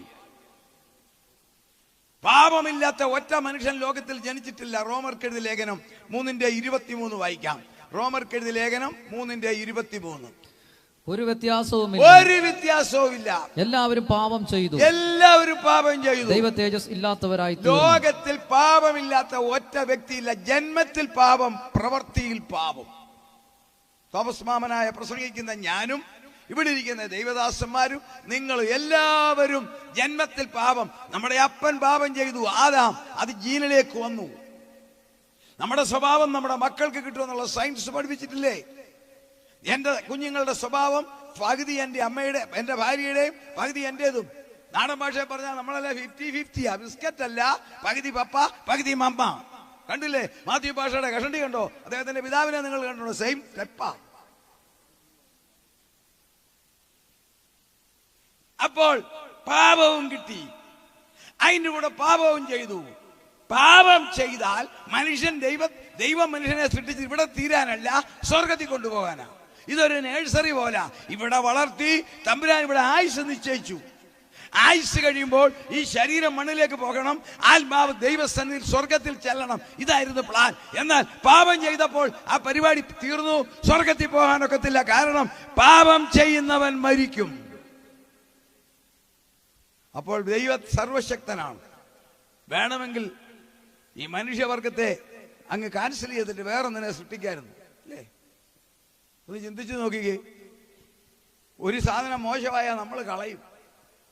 ഇന്ന് രാവിലെ വീട്ടിൽ എൻ്റെ ഭാര്യ ദോശ ഇടാമെന്ന് പറഞ്ഞു. പപ്പ ഇച്ചിരി പുളിച്ചു പോയി. ഞാൻ പറഞ്ഞു കളഞ്ഞേക്കാൻ പറഞ്ഞു. അത് ചുണണ്ട. നമ്മളൊക്കെ അങ്ങനല്ലേ? അപ്പൊ മനുഷ്യൻ പാപത്തിൽ പുളിച്ചപ്പോ തമ്പുരാൻ കളഞ്ഞിട്ട് വേറെ ദോശ ഇടായിരുന്നു. നല്ല ഒന്നാന്തര അടിപൊളി ദോശ. പാപം ചെയ്യാത്ത മനുഷ്യനെ തമ്പുരാൻ പറഞ്ഞു അത് പറ്റത്തില്ല, ഇത് എന്റെ ശ്വാസത്തിൽ സൃഷ്ടിച്ചതാ, ഇത് ഞാൻ ക്ലീൻ ചെയ്യും. അങ്ങനെ ക്ലീൻ ചെയ്യാൻ ഒരു മാലാഖയെ ഇങ്ങോട്ട് അയച്ചില്ല. ഒരു മാലാഖയല്ല ഇങ്ങോട്ട് അയച്ചതേ. ദൈവത്തിന്റെ ആ സ്നേഹത്തിന്റെ ശക്തി കണ്ടോ? ഞാൻ ചോദിക്കട്ടെ, എന്റെ ഫ്രണ്ടിലിരിക്കുന്ന അമ്മച്ചിമാരെ, സഹോദരന്മാരെ, നമ്മൾ നമ്മുടെ വീടിന്റെ മുറ്റത്ത് നിൽക്കുന്നു, അല്ലെ നമ്മുടെ വീടിന്റെ വരാന്തയിൽ നിൽക്കുന്നു.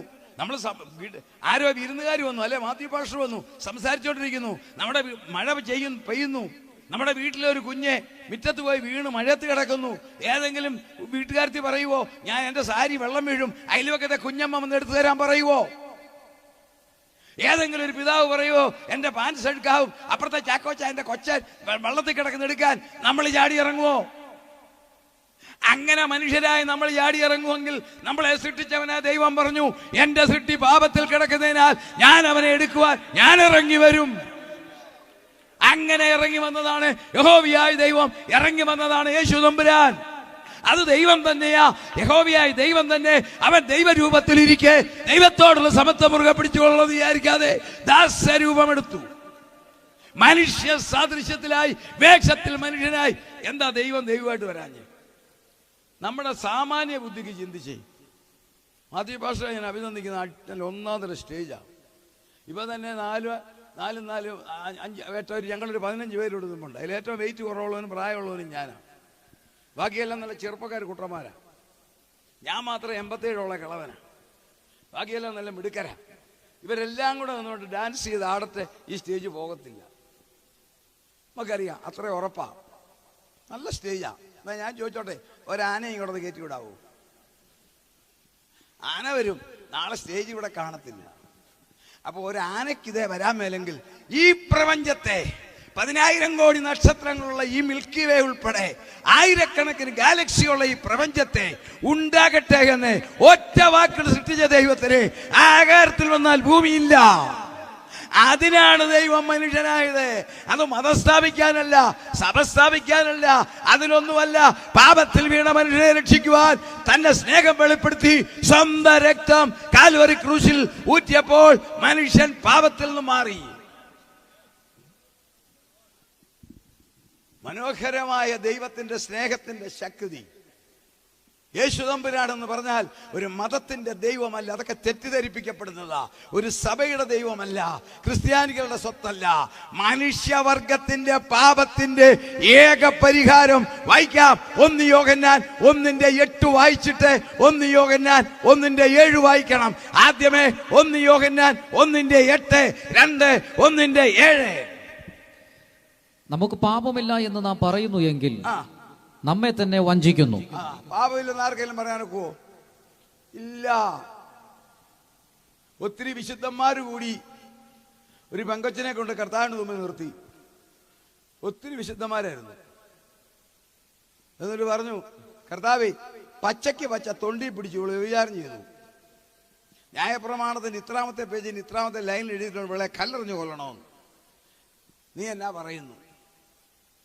കർത്താവ് പറഞ്ഞു, ന്യായപ്രമാണത്തിന് ഇത്രാമത്തെ പേജിൽ എഴുതിയിട്ടുണ്ടല്ലോ, ഒരു കുഴപ്പമില്ല, കല്ലെടുക്കാൻ പറഞ്ഞു. എല്ലാവരും കല്ലെടുത്തപ്പം 1 2 3 അറിയാൻ പോവുക.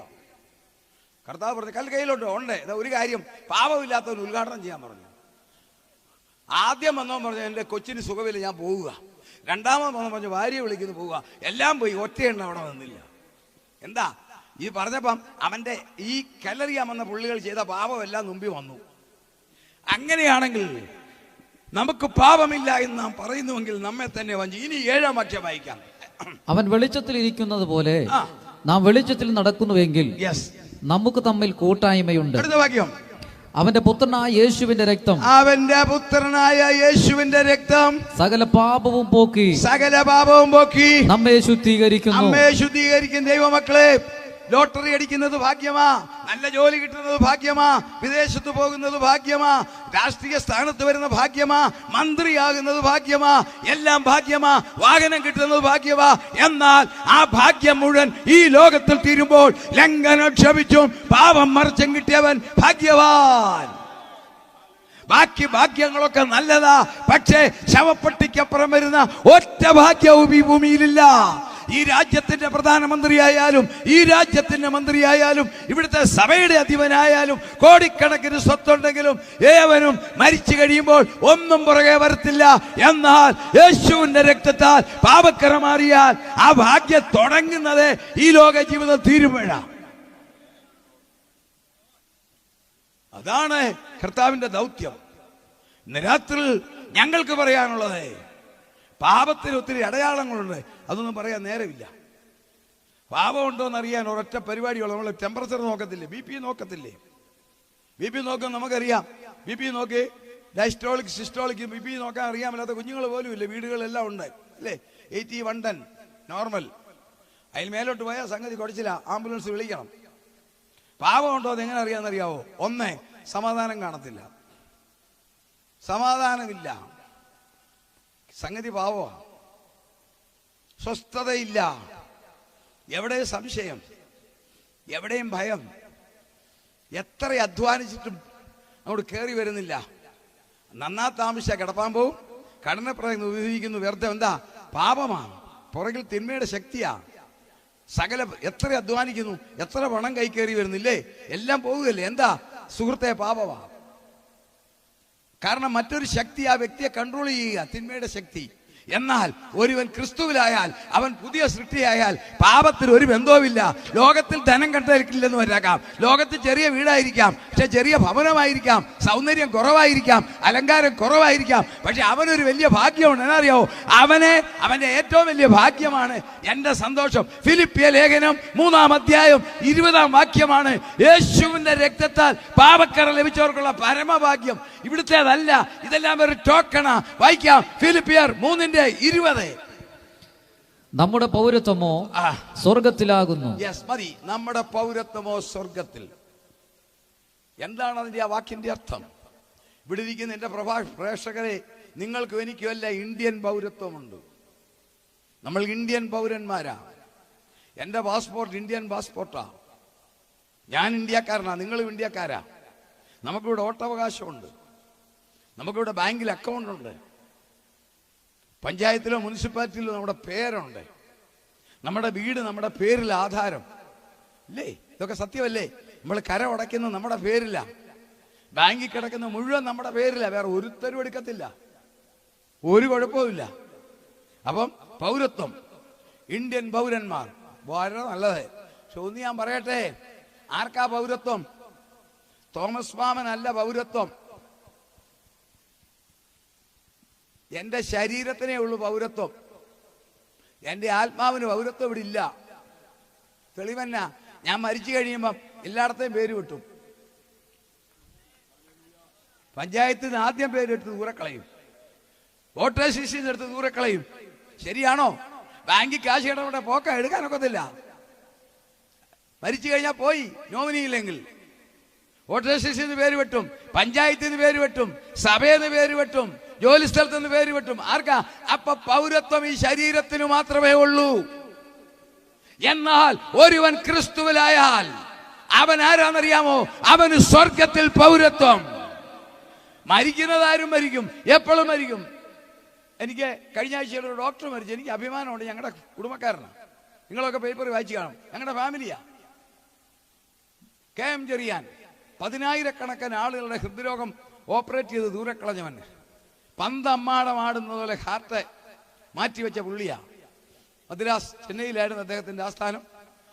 അദ്ദേഹത്തിന്റെ ഫാമിലി പേരിൽ ഞാൻ ഒരു ചെങ്ങന്നൂർ ഹോസ്പിറ്റലുണ്ട്. ഇത് പത്മശ്രീ കിട്ടിയ ആളാ. എന്തിനാ? കാർഡിയാക് സ്പെഷ്യലിസ്റ്റ്, ഹൃദയ വിദഗ്ധൻ, ഹൃദ്രോഗ വിദഗ്ധൻ. കുഞ്ഞുങ്ങൾ പന്ത് കളിക്കുന്ന പോലെ മനുഷ്യഹൃദയം കൈയാളിയവനാ. പക്ഷെ കഴിഞ്ഞ ആഴ്ചയില് ബാംഗ്ലൂർ കല്യാണത്തിന് പോയി കുഴഞ്ഞു വീണ ആള് പോയി. ഞങ്ങളുടെ കുടുംബക്കാരനാ. കഴിഞ്ഞ ഞായറാഴ്ചയായിരുന്നു ഫ്യൂണറൽ ചെന്നൈയിൽ. ഹൃദയം കയ്യാളിയ പുള്ളിയും ഈ ലോകം വിട്ട് കടന്നു പോകും. എല്ലാവരുടെയും ആയുസ് നമുക്കറിയാം. എന്നാൽ ആത്മീയൻ ഒരു കാര്യമുണ്ട്, ശരീരം വിട്ടാലും അന്നേരം ആ ശരിക്കുള്ള പൗരത്വം കിട്ടുന്നത്. നമ്മുടെ പൗരത്വമോ സ്വർഗത്തിലാകുന്നു. അതിന്റെ തെളിവെന്താ? അതിനൊരു തെളിവ് കയ്യിലുണ്ട്. ഞാൻ ഇന്ത്യക്കാരനെന്ന് തെളിവ് എന്റെ ഇന്ത്യൻ പാസ്പോർട്ട് ഉണ്ട്, എന്റെ ആധാർ കാർഡ് എന്റെ കയ്യിലുണ്ട്. ഞാൻ ഇന്ത്യക്കാരനാ. സ്വർഗത്തിൽ പൗരത്വമുണ്ടെങ്കിൽ അതിന്റെ ആധാർ കാർഡുണ്ട്. സ്വർഗത്തിലെ ശക്തി പകർന്നിരിക്കും. ഇവിടെ പാടുന്നത്, പ്രവർത്തിക്കുന്നത്, പ്രസംഗിക്കുന്നത്, ആരാധിക്കുന്ന ശക്തി സ്വർഗത്തിലേതാണ്. അത് സ്വർഗീയ പൗരന്മാർക്ക് മാത്രം, വേറെ ആർക്കും ആ ശക്തിയില്ല.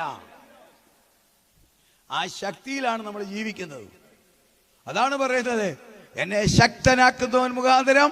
അറിയാവുന്നവർക്കത് പറയാം, എനിക്ക് സകലത്തിലും മതി. ഫിലിപ്പിയർ 4:13. ആ ശക്തിയുള്ളവർ, സ്വർഗത്തിൽ പൗരത്വമുള്ളവർ ഇവിടെ ഇരിക്കുമ്പോൾ ഇവന് കയറി വരാൻ ഒക്കത്തില്ല.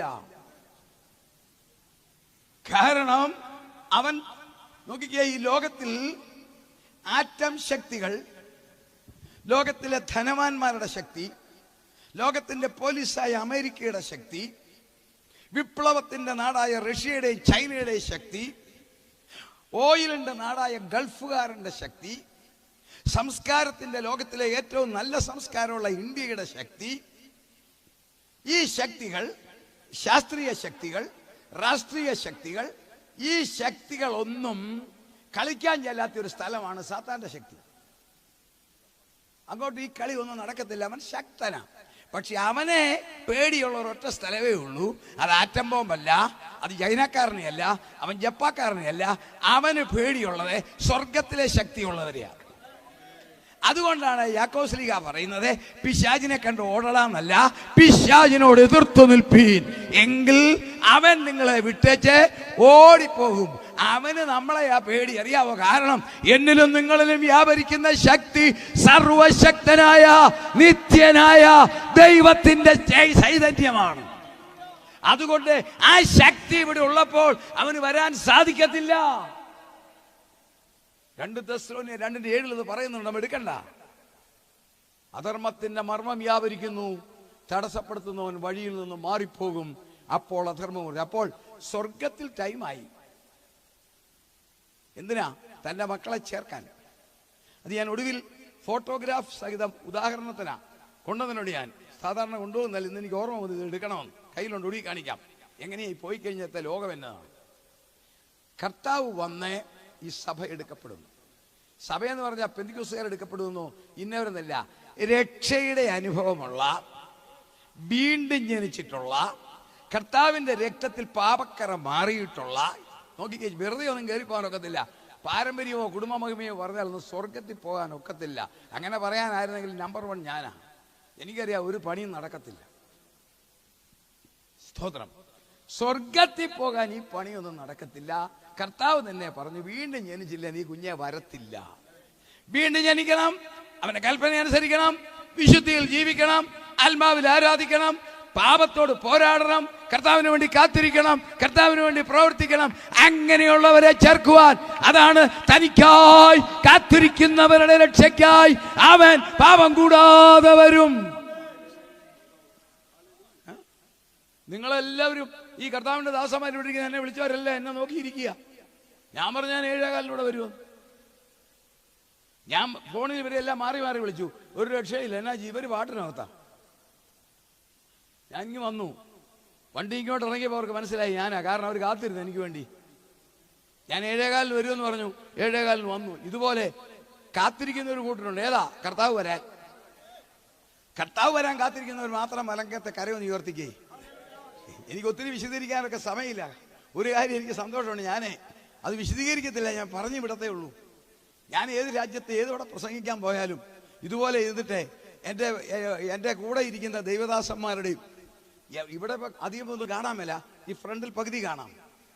ഇത്രയും എൻ്റെ പ്രേക്ഷകരുടെ മുഖത്തോക്ക് ഞാനൊന്ന് നോക്കും. എന്തിനാണെന്നറിയാവോ? നിങ്ങളുടെ പ്രായം ഒന്ന് കണക്ക് കൂട്ടാനാണ്. കല്യാണാലോചനയൊന്നും എല്ലാ പണിയൊന്നും എനിക്കില്ല.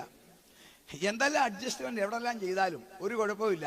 അല്പം മനഃശാസ്ത്രവും കണ്ണിൻ്റെ അടിയും കവിളും തമ്പുരാൻ തന്ന പല്ല്, ആ 2 നില കയറി മേടിച്ച പല്ലല്ല, തമ്പുരാൻ തന്ന പല്ലും കണ്ട പ്രായം അറിയാം. നിങ്ങളെ എല്ലാം കണ്ടിട്ട് എനിക്ക് വളരെ സന്തോഷം. എന്നാ അറിയോ? ഇതിനകത്തിരിക്കുന്ന ഒറ്റ എണ്ണത്തിനും പെട്ടി വേണ്ട. വചനപ്രകാരം ജീവിച്ചാൽ സ്വാഭാവിക മരണം ആർക്കും എപ്പോഴും സംഭവിക്കാം.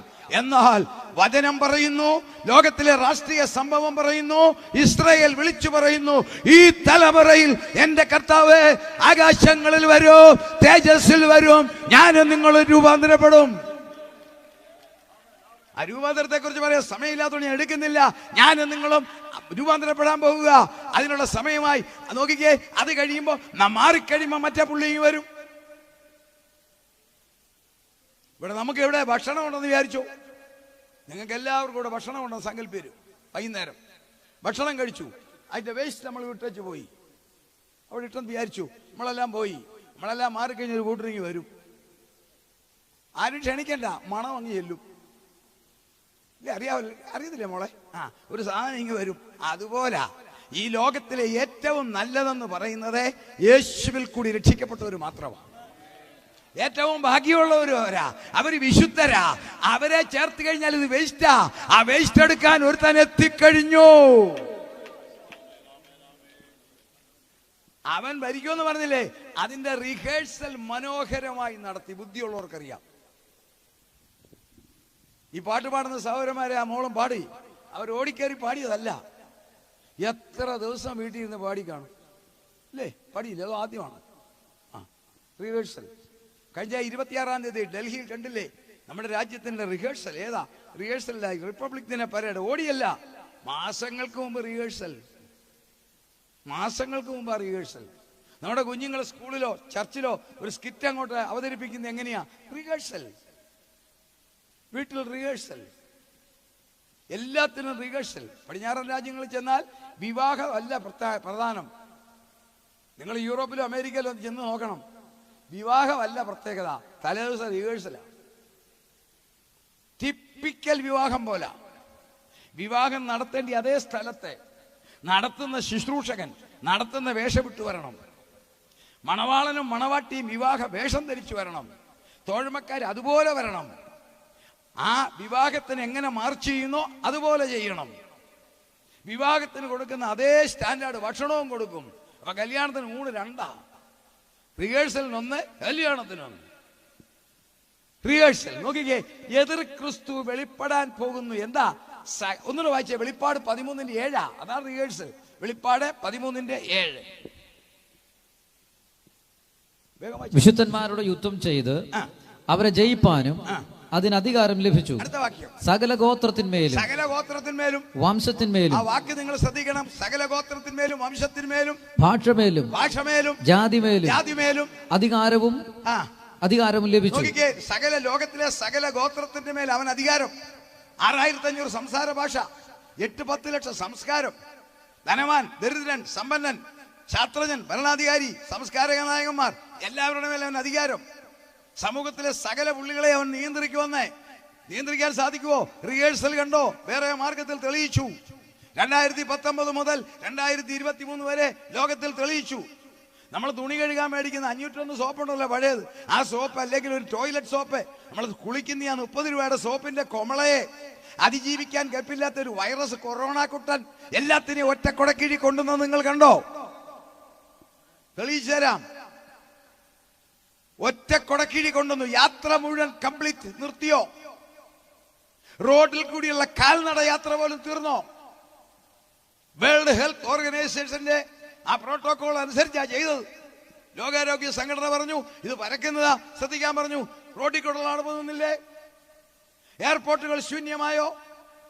2200 ഫ്ലൈറ്റ് പൊങ്ങുന്ന അറ്റ്ലാന്റയിലെ ജോർജിയയിലെ ജാക്സൺ ഇന്റർനാഷണൽ എയർപോർട്ട് മുതൽ ചെറിയ എയർപോർട്ടുള്ള നമ്മുടെ ഇന്ത്യയിലെ ജമ്മുവിലെ വരെ ശൂന്യം. റെയിൽവേ പാളത്തിൽ കൂടെ അനക്കമില്ല. പൊതുലോകത്തിൽ കൂടി ഒരു സൈക്കിൾ യാത്രക്കാരനുണ്ടായോ? യാത്ര നിർത്തിയോ? ഒരുവൻ കൺട്രോൾ ചെയ്യുവോ?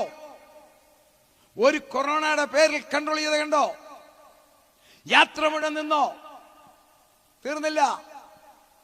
ആഘോഷങ്ങൾ മുഴുവൻ നിന്നോ? ഗെറ്റ് ടുഗദർ മുഴുവൻ നിന്നോ? ഒന്നിച്ചു കൂടുന്ന പരിപാടി നിർത്തിയില്ലേ? സകല മതങ്ങളുടെയും സെലിബ്രേഷൻസ് ആഘോഷങ്ങൾ നിന്നോ? വിവാഹ ആഘോഷം നിന്നോ? അനുഭവിച്ചവരല്ലേ നിങ്ങൾ ഞാനും. 1500 പേർ പങ്കെടുത്ത വിവാഹ ശുശ്രൂഷ ഞാൻ ആശീർവദിച്ചിട്ടുള്ളേ. അതേ സ്ഥലത്ത് 30 പേര് വന്നു ഒരു കല്യാണത്തിന്. 31ാമത് വന്നപ്പം എന്നോട് പറഞ്ഞ പോലീസുകാരനെന്ന് പറയാൻ കയറ്റിവിടാൻ. വിവാഹങ്ങൾ ഒതുങ്ങിയോ? നിങ്ങൾ ഞാനും അതിന്റെ ഭാഗമായില്ലേ? ഈ ലോകത്തിൽ ജീവിച്ചപ്പം തീർന്നോ? അതിഥികൾ ആരേലും വീട്ടിൽ വന്നോ? നമ്മൾ ആരുടെയും വീട്ടിൽ പോയോ? ആരേലും മരുന്നെന്ന് പറഞ്ഞാൽ ദേഷ്യം വന്നില്ലേ? വരാൻ കണ്ട നേരം. ശരിയാണോ? അളിയനെ ഇത് വന്നപ്പം വരാന്ത ചോറ് കൊണ്ട് കൊടുത്ത് ഓടിപ്പോയില്ലേ?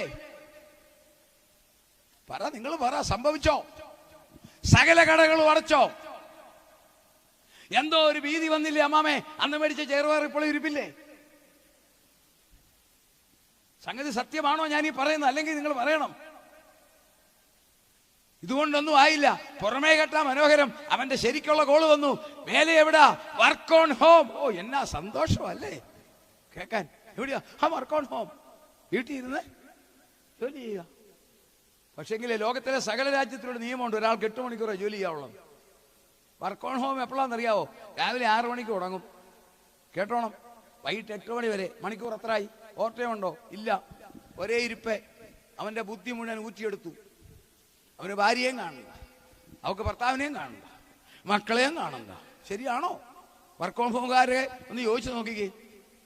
ഞാൻ പച്ച പരമാർത്ഥം തുറന്നു പറയുക നിങ്ങളുടെ മുമ്പിൽ. എൻ്റെ മകൾ ചിക്കാഗോയിലുണ്ട്. ഞാൻ അന്ന് അവിടെ മേളത്തെ ഹോമിൽ, അവള് മുറി വേല ജോലി.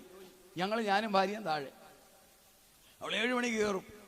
ജോലിക്ക് 8:30 ഞങ്ങളുടെ ബ്രേക്ക്ഫാസ്റ്റ്. എവളൊന്നും കഴിച്ചിട്ടില്ല.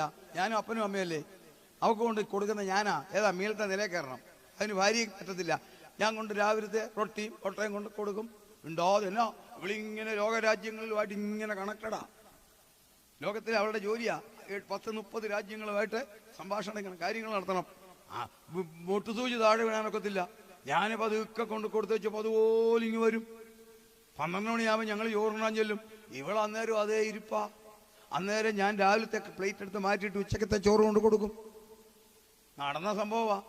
വൈകിട്ട് 8 മണിയാകുമ്പോൾ പിന്നെ ഞാൻ സഹി കേട്ട് പറയും, അടവെണ്ണേ നിന്റെ സൂത്രം എന്ന് പറയും.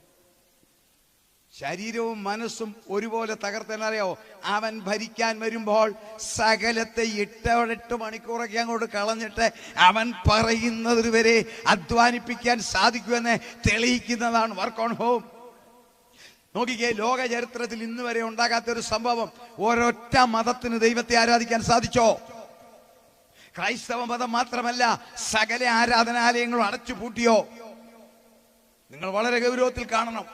സ്നേഹങ്ങൾ മാറിയോ? അയ്യോ, ഭർത്താവിന്റെ ശവം ഒന്ന് കാണാൻ അനുവദിക്കാതല്ലേ കൊണ്ടിട്ടത്? ഭാര്യ മരിച്ചിട്ട് ഒരു നോക്ക് കാണാൻ അനുവദിച്ചോ? ബന്ധങ്ങൾ മുറിച്ചത് കണ്ടോ?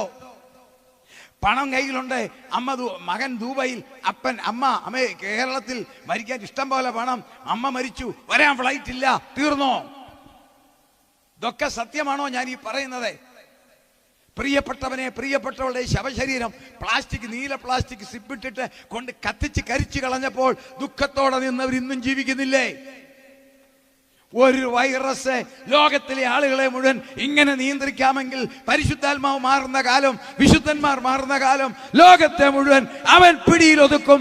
മ്ലേച്ഛതയുടെ ചിറയിൽ ശൂന്യമാക്കുന്നവൻ വരും. ആർക്കും ആരെയും വിവാഹം കഴിക്കാം. അതിന്റെ അടയാളമായി പത്രത്തിൽ കാണുന്ന പീഡിപ്പിച്ചെന്നത് അവൻ വരാൻ പോവുകയാണ്. ഈ തലമുറയിൽ അവന്റെ വരവാ. ഒത്തിരി തെളിവുകളുണ്ട്. ഒന്നാമത്തെ തെളിവായി യുണൈറ്റഡ് നേഷൻസ് പറയുന്നു അടുത്ത തലമുറയ്ക്ക് ഒരു സമ്മാനം. ഇനിയും ബൈബിളിലെ തെളിവാ. നിങ്ങൾക്ക് ശവപ്പെട്ടി വേണ്ടെന്ന് ഞാൻ പറഞ്ഞതിന്റെ കാര്യം വേഗം ചിന്തിക്കും. ഇസ്രായേലിനെ കുറിച്ച് ചിന്തിക്കാൻ അധികം നേരമില്ല, അതുകൊണ്ട് എടുക്കുകയാണ്. ആ ഒരു കാര്യം എടുത്തിട്ട് സമയമുണ്ട് നമുക്ക് ബാക്കി കാര്യങ്ങൾ ചിന്തിക്കാം. മത്തായിയുടെ സുവിശേഷം 24-ാം അധ്യായം 1-ാം വാക്യം വായിക്കാം. മത്തായിയുടെ എപ്പോൾ കർത്താവ് വരും? ഒരു മനുഷ്യർക്ക് പറയാനൊക്കത്തില്ല. അതും പറഞ്ഞേക്കാം, ഇത്രാം മാസം കർത്താവ് വരും എന്ന് പറഞ്ഞാൽ അവൻ വ്യാജനാണ്. കാരണം പിതാവ് തന്റെ അധികാരത്തിൽ വെച്ചിരിക്കുന്ന സമയം പുത്രന് പോലും അറിയാൻ മേല.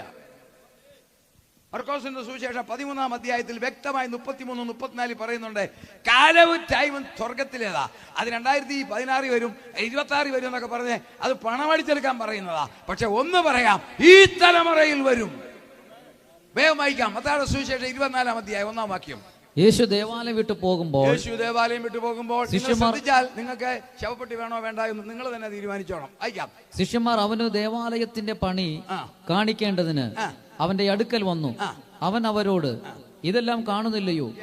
ഇടിഞ്ഞു പോകാതെ കല്ലിന്മേൽ കല്ല് ഇവിടെ ശേഷിക്കയില്ല എന്ന് ഞാൻ സത്യമായി നിങ്ങളോട് പറയുന്നു എന്ന് പറഞ്ഞു. കൊണ്ടുപോയി ദേവാലയം കാണിച്ചു. യഹൂദന്റെ ജീവിതത്തിന്റെ ഏറ്റവും വലിയ ഹരം അന്നും ഇന്നും ദേവാലയമാണ്. നിന്റെ ആലയത്തിനെ കുറിച്ചുള്ള എരിവെന്നെ തിന്നു കളയുന്നതാണ്. അപ്പൊ 46 വർഷം കൊണ്ട് പണിത നല്ല സുന്ദരമായ ഒരു ദേവാലയം. കർത്താവിന്റെ ക്രൂശീകരണത്തിന്റെ തലേ ദിവസങ്ങൾ നടന്ന സംഭവം നമുക്കറിയാം. ഹോശാന പാടി കർത്താവ് ദേവാലയത്തിൽ കയറി. അപ്പൊ ശിഷ്യന്മാർ കാണിച്ച്, കർത്താവ് എന്നാ നല്ല വർക്കാ. എന്നാ അറിയാവോ? ഒരു കല്ല് എത്രന്നറിയാവോ? ഒരു കല്ല് 10 ടൺ. 1 ton 1000 kilo. അതാണ് 10000 കിലോയാണ് ഒറ്റ കല്ല്. അപ്പൊ അതിന്റെ വെയിറ്റ് നിങ്ങളൊന്ന് ഓർത്തോണം. കിഴക്കുവശം മുഴുവൻ സ്വർണം കൊണ്ട് ഇങ്ങനെ തകിടാ. 46 വർഷം കൊണ്ട് ഹെരോദാവും യഹൂദന്മാരെ പ്രീതിപ്പെടുത്താൻ പണം കൊടുത്തതാ. ഇത് കാണിച്ച് കർത്താവിനെ കാണിച്ചു.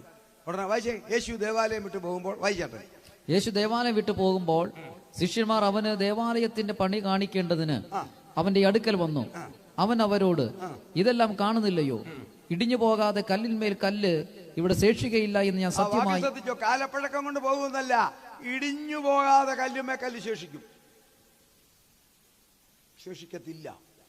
കർത്താവ് പറഞ്ഞു, ഇടിഞ്ഞു പോകാതെ കല്ലുമേ കല്ല് ശേഷിക്കത്തില്ല.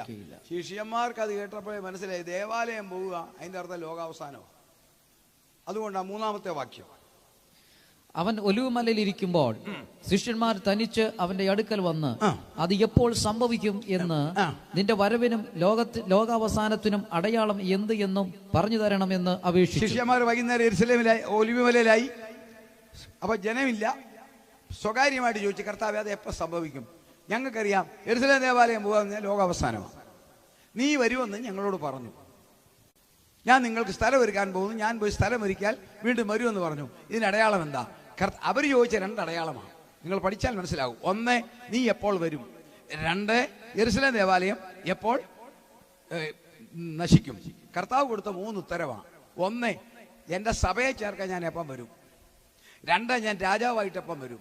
3, ഈ ദേവാലയം എപ്പോൾ തീരും. അതെല്ലാം ആ അധ്യായത്തിനുണ്ട്. അതിനകത്ത് പറഞ്ഞ അടയാളം നിങ്ങൾ കേട്ടുകൊള്ളുക. ഇനി ഒറ്റ കാര്യം മാത്രമേ ഞാൻ പറയുന്നുള്ളൂ. ഇപ്പോൾ 32-ാമത്തെ വാക്യം മുതൽ 5 പ്രവചനം കർത്താവിന്റെ. 32-ാം വാക്യം മുതൽ ഉറക്കെ വായിക്കുക. അത്തിയെ നോക്കി ഒരു ഉപമ പഠിപ്പിൻ. അതിന്റെ കൊമ്പ് ഇളതായി ഇല തളിർക്കുമ്പോൾ വേനലടുത്തു എന്ന് നിങ്ങൾ അറിയുന്നുവല്ലോ. അങ്ങനെ നിങ്ങൾ ഇതൊക്കെയും കാണുമ്പോൾ അവൻ അടുക്കെ വാതിൽക്കൽ വന്ന് തന്നെയായിരിക്കുന്നു എന്ന് അറിഞ്ഞുകൊള്ളുവിൻ. ഇതൊക്കെയും സംഭവിക്കുവോളം ഈ തലമുറ ഒഴിഞ്ഞു പോകയില്ല എന്ന് ഞാൻ സത്യമായി നിങ്ങളോട് പറയുന്നു. ആകാശവും ഭൂമിയും ഒഴിഞ്ഞു പോകും, എന്റെ വചനങ്ങളോ ഒഴിഞ്ഞു പോകയില്ല. അത്തിയെ നോക്കി നിങ്ങളൊരു ഉപമ പഠിപ്പീൻ. വേദപുസ്തകത്തിൽ തിരുവചനത്തിൽ യഹൂദനെ 3 മരങ്ങളോടാണ്. രാഷ്ട്രീയമായി അത്തി വായിക്കണ്ട, ഞാൻ പറഞ്ഞുവിടാം, നിങ്ങൾ വീട്ടിൽ പോയി നോക്കിക്കോ. ഹോശയ്യ 9:14 മരുഭൂമിയിൽ അത്തിപ്പഴത്തിൽ തലക്കനി പോലെ നിങ്ങളുടെ പിതാക്കന്മാരെ ഞാൻ കണ്ടു. ആത്മീയമായി മുന്തിരി, ഞാൻ സാക്ഷാൽ മുന്തിരിവള്ളിയും നിങ്ങൾ കൊമ്പുകളും. ധനത്തിലും സൗന്ദര്യത്തിലും ഒലിവ്, നിന്റെ മക്കൾ നിന്റെ മേശയ്ക്ക് ചുറ്റും ഒലിവ് തൈകൾ പോലെ. 128 സങ്കീർത്തനം. ഹോശയ്യ 14 കാണാം. ഒടുവിലത്തെ അധ്യായത്തിൽ കാണാം നിന്റെ സൗന്ദര്യം ഒലിവ് പോലെ. അപ്പോൾ രാഷ്ട്രീയത്തിൽ അത്തി, ആത്മീയത്തിൽ മുന്തിരി, സൗന്ദര്യത്തിലും ധനത്തിലും ഒലിവ്. ഇതിൽ കർത്താവ് രാഷ്ട്രീയം കാണിക്കുകയാണ്. അത്തിയെ നോക്കി നിങ്ങൾ ഒരു ഉപമ പഠിക്കീൻ, അത് തളിർക്കും, ഒരു രാജ്യമാകും. കർത്താവ് ഇത് പറഞ്ഞത് AD 30-ലാണ്. അതിന് 600 വർഷം മുമ്പ് അവരുടെ രാജ്യം പോയി. നമുക്കറിയാം, നെബൂഖദ്നേസർ ചക്രവർത്തി അടിച്ചോണ്ട് പോയി. പിന്നെ അവർക്ക് രാജ്യമില്ല. അവർക്ക് കിട്ടിയത് ഔദാര്യത്താൽ കിട്ടിയത് യെരുശലേം നഗരം മാത്രം. നഗരത്തിന്റെ ഒന്നും ആധിപത്യമില്ല, അവിടുത്തെ ദേവാലയം മാത്രം. കർത്താവിന്റെ പല ഭരണകർത്താക്കൾ വരെ ഭരിച്ചു. അസീറിയൻസ് ഭരിച്ചു, അലക്സാണ്ടർ ചക്രവർത്തി ഭരിച്ചു, ഗ്രീക്ക് രാജാവ് ഭരിച്ചു. കർത്താവിന്റെ കാലം വന്നപ്പോൾ റോമൻ അധിനിവേശം, റോമൻ കൈസറുടെ ഒരു പ്രൊവിഷാണിത്. റോമൻ കൈസറുടെ പ്രൊവിഷയും റോമൻ കൈസർ നേരിട്ട് അയച്ചിരിക്കുന്ന ഗവർണറുമാണ് പൈലറ്റ്. കർത്താവ് പറഞ്ഞു, ഇത് തളർക്കും. ഇത് തളർക്കുമ്പോൾ സംഗതി മാറും. അത്തിയെ നോക്കി നിങ്ങളൊരു ഉപമ പഠിപ്പീൻ, അത് തളർക്കാൽ വേനലെടുത്തു. ആ ആഴ്ചയിൽ ഒരു ദുഃഖകരമായ സംഭവം നടന്നു. കർത്താവിനെ അവർ അറസ്റ്റ് ചെയ്ത് പിടിച്ച് ഏൽപ്പിച്ചു കൊടുത്തു. റോമൻ ഗവൺമെന്റിനൊന്നും താല്പര്യമില്ലായിരുന്നു. മഹാപുരോഹിതന്മാരും പരീശന്മാരും അന്നത്തെ മത നേതൃത്വം, ദർശനം നഷ്ടപ്പെട്ടവർ, അവരെ വിമർശിച്ചതിനെ യേശുവിനുള്ള വൈരാഗ്യം തീർക്കാൻ കൊണ്ടുപോയി ക്രൂശിക്കാൻ പറഞ്ഞു. ബുദ്ധിമാനാണ്, ഒത്തിരി വിശദീകരിക്കാൻ സാധിക്കത്തില്ല. വളരെ ബുദ്ധിയുള്ളവനാണ് പീലാത്തോസ്. അദ്ദേഹത്തിന് അറിയാതെ നീതി റൈച്ചസ് മാനാണ്. കാരണം അദ്ദേഹം തിരക്കുന്നുണ്ടായിരുന്നു, ഒരു കുഴപ്പമുള്ളവനല്ല. അതിനല്ല, അദ്ദേഹത്തിന്റെ ആ ഭാര്യ, ആ ഉത്തമയായ വനിത അന്ന് രാത്രിയിൽ ആളയച്ചു പറഞ്ഞു, തൊട്ടുപോകരുത്, നീതിമാനാ. പീലാത്തോസിന് യാതൊരു സാധിക്കത്തില്ല. ഒടുവിൽ അറ്റ കൈക്ക് പുള്ളി ഒന്ന് ഈ യേശുവിനെ ഒന്ന് ക്രൂശീകരണം തന്റെ കയ്യിൽ നിന്ന് മാറ്റാൻ അറ്റ കൈക്ക് ഒരു പരിപാടി പറഞ്ഞു, ഈ നീതിമാന്റെ രക്തത്തിൽ എനിക്ക് പങ്കില്ല. താഴെ നിന്ന മതഭ്രാന്തന്മാർ വിളിച്ചു പറഞ്ഞു, അവൻ നോക്കിക്കോളൂ, ഇതാണ് ഈ ശാപം ഏറ്റുവാങ്ങുക. അവന്റെ രക്തം ഞങ്ങളുടെ മേലും ഞങ്ങളുടെ മക്കളുടെ മേലും വരട്ടെ. ദൈവദാസന്മാരെയോ ദൈവമക്കളെയോ ശപിക്കുകയോ നിന്ദിക്കുകയോ ചെയ്യുന്നവരുണ്ടെങ്കിൽ പറഞ്ഞേക്കാം, അത് തലമുറകളെ വരെ ബാധിക്കും. എത്ര തെളിവുകൾ വേണമെങ്കിലും ഞാൻ പറയാം. അതിനി ഏത് സഭയിൽപ്പെട്ട ദൈവദാസന്മാരായാലും, പുരോഹിതന്മാരായാലും, പാസ്റ്റർമാരായാലും, ബിഷപ്പന്മാരായാലും, അച്ഛന്മാരായാലും, അവർക്കെതിരെ ആവശ്യമില്ലാത്ത വാക്കുകൾ പ്രയോഗിച്ചാൽ അത് അപകടമാണ്. അവന്റെ രക്തം ഞങ്ങളുടെ മേലും ഞങ്ങളുടെ മക്കളുടെ മേലും വരട്ടെ. ചരിത്രത്തിന്റെ കറുത്ത പടവുകൾ 1800 വർഷം കുപ്പിപ്പാത്രം ചെതറിയതുപോലെ കേരളത്തിലെ കൊച്ചിയിലും മാളയിലും വന്ന് കിടക്കേണ്ട ഗതികേട് വന്നു. മാള എന്ന് പറയുന്നത് തൃശ്ശൂരിനടുത്തുള്ള സ്ഥലമാ. മാള മലയാളം വാക്കല്ല, എബ്രായ വാക്ക. അതിന്റെ അർത്ഥം എന്നാ അറിയാവോ? അഭയസ്ഥാനം. അതിനകത്ത് നിന്ന് ഈ മാള ഉണ്ടായത്. ലോകം മുഴുവൻ ചെതറി. അലയുന്ന യഹൂദൻ എന്ന് പേര് കിട്ടി. ഞാൻ ആ ചരിത്രത്തിലേക്ക് ഒന്നും വരുന്നില്ല. ഒടുവിൽ കർത്താവ് പറഞ്ഞു, എന്റെ കാന്തയായ സഭയെ ചേർക്കുന്നതിന്റെ അടയാളം ഇത് തളിർക്കും. 1948 മെയ് 14 ചെതറിക്കിടന്ന രാജ്യങ്ങളെ ചേർത്തുകൊണ്ട് ലോകത്തിന്റെ നടുവിൽ ഇസ്രായേൽ വന്നു. അത്തി തളിർത്തു, കൊമ്പിളതായി. എന്താ, ഇതുപോലെ ഇത്രയും ഡെവലപ്പ് ചെയ്തൊരു രാജ്യമില്ല. അതാ കൊമ്പിളതായി. ബുദ്ധിമാന്മാർ, ലോകത്തിലെ ഏറ്റവും വലിയ ബുദ്ധിമാന്മാരവരാ. ആറ്റം ബോംബ് മുതൽ കുഴിബോംബ് വരെ കണ്ടുപിടിച്ച പുള്ളികളാ. കുഴൽ കിണർ മുതൽ AI ആർട്ടിഫിഷ്യൽ ഇന്റലിജൻസ് വരെ കണ്ടുപിടിച്ചെങ്കിൽ ഒരു കാര്യത്തിൽ ബുദ്ധികേട് വന്നാൽ അറിയാവോ, രക്ഷകനെ കണ്ടില്ല. അത് മാത്രം പറ്റി. സ്വന്തത്തിലേക്ക് വന്നു, സ്വന്തമായവരെ. ഇത് ഇന്നത്തെ നമ്മുടെ ആളുകൾക്ക് ഒരു കുഴപ്പമാ, എല്ലാത്തിനും എടുക്കരാ, പക്ഷെ കർത്താവിനെ കണ്ടിട്ടില്ല. പോയി സംഗതി അവിടെ പോയി. അവർ ക്രിസ്തുവിനെ ക്രൂശിച്ചു, തലമുറകൾ അത് സഹിച്ചു. പക്ഷെ കർത്താവ് കളയത്തില്ല. ഞാൻ ഇസ്രായേലിനെ കുറിച്ച് പറയാൻ വന്നതാണ്. എങ്കിൽ ഒരു കാര്യം പറയാം. ഇന്നത്തെ ലോകത്തിലെ 198 രാജ്യമുണ്ട്. America, India, Japan, China. ഈ രാജ്യങ്ങളെല്ലാം കൂടെ ചേർന്ന് നിന്നാൽ അവനെ ഒന്നും ചെയ്യാനൊക്കത്തില്ല. എന്താ അറിയാവോ, ബൈബിളിലെ വാക്യമാണ്. വായിക്കാം. 135 സങ്കീർത്തനം 4 വാക്യം ഒരാൾക്ക് വായിക്കാം. യെരമ്യാ പ്രവചനം 31-35 വായിക്കാം. അത് വേദപുസ്തകമാണ്, ലോകരാഷ്ട്രീയമല്ല ഞാൻ പറയുന്നത്. വായിക്കാം, വേഗം വേഗം വായിക്കണം. 135 സങ്കീർത്തനം 4 വാക്യം. യഹോവ യാക്കോബിനെ തനിക്കായും, യഹോവ യാക്കോബിനെ തനിക്കായും, ഇസ്രായേലിനെ തന്റെ നിക്ഷേപമായും തെരഞ്ഞെടുത്തിരിക്കുന്നു. യഹോവയുടെ നിക്ഷേപമാ. 5 പ്രത്യേകതകളുള്ളത്. അത് ഞാനിപ്പോ പറയുന്നില്ല. വേറെ ഒരു ജനതയ്ക്കും ഇല്ല പ്രത്യേകത. 5 ഓടിച്ചു പറഞ്ഞു വിടാം. ഇങ്ങനെ ജനിക്കാൻ സാധ്യതയില്ലാത്തടത്ത് ഉണ്ടായതാ. മൃതപ്രായന്റെ മക്കളാ. 1. 2, നമ്മുടെ കുഞ്ഞുങ്ങൾക്ക് നമ്മൾ പേരിടും. അച്ചാമ്മ, കുഞ്ഞമ്മ, തോമസ്, ചാണ്ടിക്കുഞ്ഞെന്നൊക്കെ ഇസ്രായേലിന് പേരിട്ടത് ദൈവമാ. ഉൽപ്പത്തി 32:28 നീ ദൈവത്തോട് മനുഷ്യരോട് മല്ല് പിടിച്ചതിനാൽ നിന്റെ പേര് ഇസ്രായേൽ. 3, പലസ്തീൻ എന്ന് പറയുന്നത് അവരുടെ സ്വന്തം നാടല്ല. അതെ, ഫെലിസ്തീനയുടെ നാടാ, കനാന്യരുടെ നാടാ, പക്ഷെ വാഗ്ദത്ത നാടാ. ഉൽപ്പത്തി 15:18 മുതൽ പറഞ്ഞു, നിനക്ക് ഞാൻ ഇത് തന്നിരിക്കുന്നു. 4ാമത്തെ പ്രത്യേകത, ഒരു ജനതയോടും പറഞ്ഞിട്ടില്ല ആലയം പണിയാൻ, നമ്മളോടും പറഞ്ഞിട്ടില്ല ദേവാലയം പണിയാൻ, ക്രിസ്ത്യാനിയോടും പറഞ്ഞിട്ടില്ല എന്റെ നിങ്ങളുടെ ശരീരമാ ദേവാലയം. ദേവാലയം പണിയുവാൻ കൊടുത്ത അധികാരം കൊടുത്ത ഒരൊറ്റ കൂട്ടർ ഇസ്രായേൽ. ഉൽപ്പത്തി 25:8 കാണാം, ഞാൻ നിങ്ങളുടെ നടുവിൽ നടക്കാൻ ദേവാലയം. 5, സ്വന്തം വിരലുകൊണ്ടെഴുതിയ ചട്ടങ്ങളും കൽപ്പനകളും കിട്ടിയ ഒരൊറ്റ ജനത ഇസ്രായേൽ. പക്ഷെങ്കിൽ എന്തു പറ്റി? എല്ലാത്തിനും ബുദ്ധിയാ, കർത്താവിനെ കണ്ടുമുട്ടിയില്ല. പക്ഷെ അവരെ കളയാനൊക്കത്തില്ല, കഴിച്ചു. കാരണം യഹോവയുടെ നിക്ഷേപം. 2, യെരമ്യാവ് 31-35 വായിച്ചേ. ഈ 198 രാജ്യങ്ങളും ഇസ്രായേലിനെതിരായിട്ട് നിന്നാൽ ഒന്നും നടക്കത്തില്ല. പിന്നാണോ ഈ ചെറിയ ഹമാസോ അല്ലെങ്കിൽ അങ്ങനെയുള്ള ഏതെങ്കിലും ഒരു സംഘടന? ഒന്നും നടക്കാൻ പോകുന്നില്ല. ഇസ്രായേലിനെ കുറിച്ച് പറയാൻ 15 മിനിറ്റേ ഉള്ളൂ. ഞാൻ ഓടിച്ചു വിടുകയാണ്. വേഗം. സൂര്യനെ പകൽ വെളിച്ചത്തിനും, സൂര്യനെ കേട്ടോണം, ചന്ദ്രന്റെയും, അതേ സ്ലോ ആയിട്ട് പറഞ്ഞാലേ മനസ്സിലാകത്തുള്ളൂ. സൂര്യനെ പകൽ വെളിച്ചത്തിനും, ചന്ദ്രന്റെയും നക്ഷത്രങ്ങളുടെയും വ്യത്യസ്തതയെ രാത്രി വെളിച്ചത്തിനും, രാത്രി വെളിച്ചത്തിനും നിയമിച്ചിരിക്കുന്നവനും കടലിലെ തിരകൾ അലറുവാൻ തക്കവണ്ണം അതിനെ ഇളക്കുന്നവനും. അമ്മാമ ഇരുന്ന് പാടും, അലകൾ കടലിൽ അടിച്ച. അലയെന്ന് കേൾക്കുമ്പോൾ നമുക്ക് പേടിയാ. എന്തിനാ അല ഉണ്ടാകുന്ന? കടലിൽ അല വെച്ചത് ദൈവത്തിന് എന്നോട് നിങ്ങളോടുള്ള സ്നേഹമാ കേട്ടോ.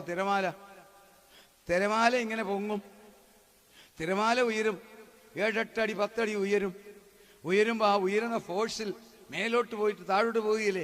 ഇതിനിടയിൽ കിട്ടാവുന്നിടത്തോളം ഓക്സിജൻ വലിച്ചെടുക്കും. ആ ഓക്സിജൻ കൊണ്ട് താഴോട്ട് ചെല്ലും. അവിടെ വെള്ളത്തിനടിയിൽ വറ്റ, അയല, മത്തി, ഉലുവ എല്ലാം കിടക്കുന്നു. അത് ജീവിക്കുന്നു. അങ്ങനെ അലയില്ലെങ്കിൽ അത് ജീവിച്ചില്ല. അത് അലയടിച്ചോണ്ട് അത് ജീവിച്ചോണ്ട് ഉച്ചയ്ക്ക് അമ്മാമ്മ മീൻ കൂട്ടി കറിച്ചത്. അപ്പൊ തിരയുടെ ഗുണം കണ്ടോ? നമ്മൾ ഇമ്മാ പാടും അല്ലെ അയവാഴ്ച ആ തിരയെ നിയമിച്ചവനും. അടുത്ത വാക്യം, സൈന്യങ്ങളുടെ യഹോവ എന്ന നാമമുള്ളവനുമായ യഹോവ ഇപ്രകാരം അരുളി ചെയ്യുന്നു, ഈ വ്യവസ്ഥ എന്റെ മുമ്പിൽ നിന്ന് മാറിപ്പോകുന്നുവെങ്കിൽ ഇസ്രായേൽ സന്തതിയും സദാകാലം ഈ സിസ്റ്റം മാറുന്ന കാലം ഉണ്ടെങ്കിലേ ഇസ്രായേൽ മാറത്തുള്ളൂ. അതുകൊണ്ട് ആർക്കും അവനെ തൊടാനൊക്കത്തില്ല. അവനെ മുറിവേൽപ്പിച്ചാൽ പോകുന്ന ഗതികേടോടെ ഞാൻ ഒടുവിൽ പറയാം. നോക്കിക്കേ, അത്തി 948 തറുത്തു, ഇല തളർത്തു. ലോകത്തിന്റെ മുമ്പിൽ അവൻ വന്നു. അമേരിക്ക അല്ല, ഇസ്രായേലാണ് ലോകത്തിലെ ശാസ്ത്രത്തിന്റെ മുമ്പിൽ. നമ്മുടെ ഇന്ത്യ ഇന്നും പിടിച്ചു നിൽക്കുന്ന പ്രധാന ശക്തി ഇസ്രായേലിന്റെ സഹായവാ. നമുക്ക് കിട്ടുന്ന ആയുധങ്ങൾ അവിടെ നിന്നാ. നല്ലതല്ല. അത്തിയെ നോക്കി നിങ്ങൾ ഒരു ഉപമ പഠിപ്പീൻ. കൊമ്പിളതായി, ഇല തളർത്തു. അപ്പോൾ വേനലടുത്തു. മാവില പൊഴിയുമ്പോൾ വേനൽ വന്ന പോലെ. എന്താ വേനൽ? ഈ ലോകത്തിൽ അന്നു മുതൽ നടന്ന യുദ്ധം, പലസ്തീൻ സംഘർഷണം എന്ന് പറഞ്ഞാൽ ലോകത്തിലെ സകല ആളുകളെയും ബാധിച്ചതാണ്. ലോകത്തിന് വേനൽ, എന്നും അടി, എന്നും വഴക്ക്. അടുത്ത വാക്യം ഒന്ന് വായിച്ചു. ഇത് സംഭവിക്കുമ്പോൾ വായിച്ച 24:32 മറിച്ചോ?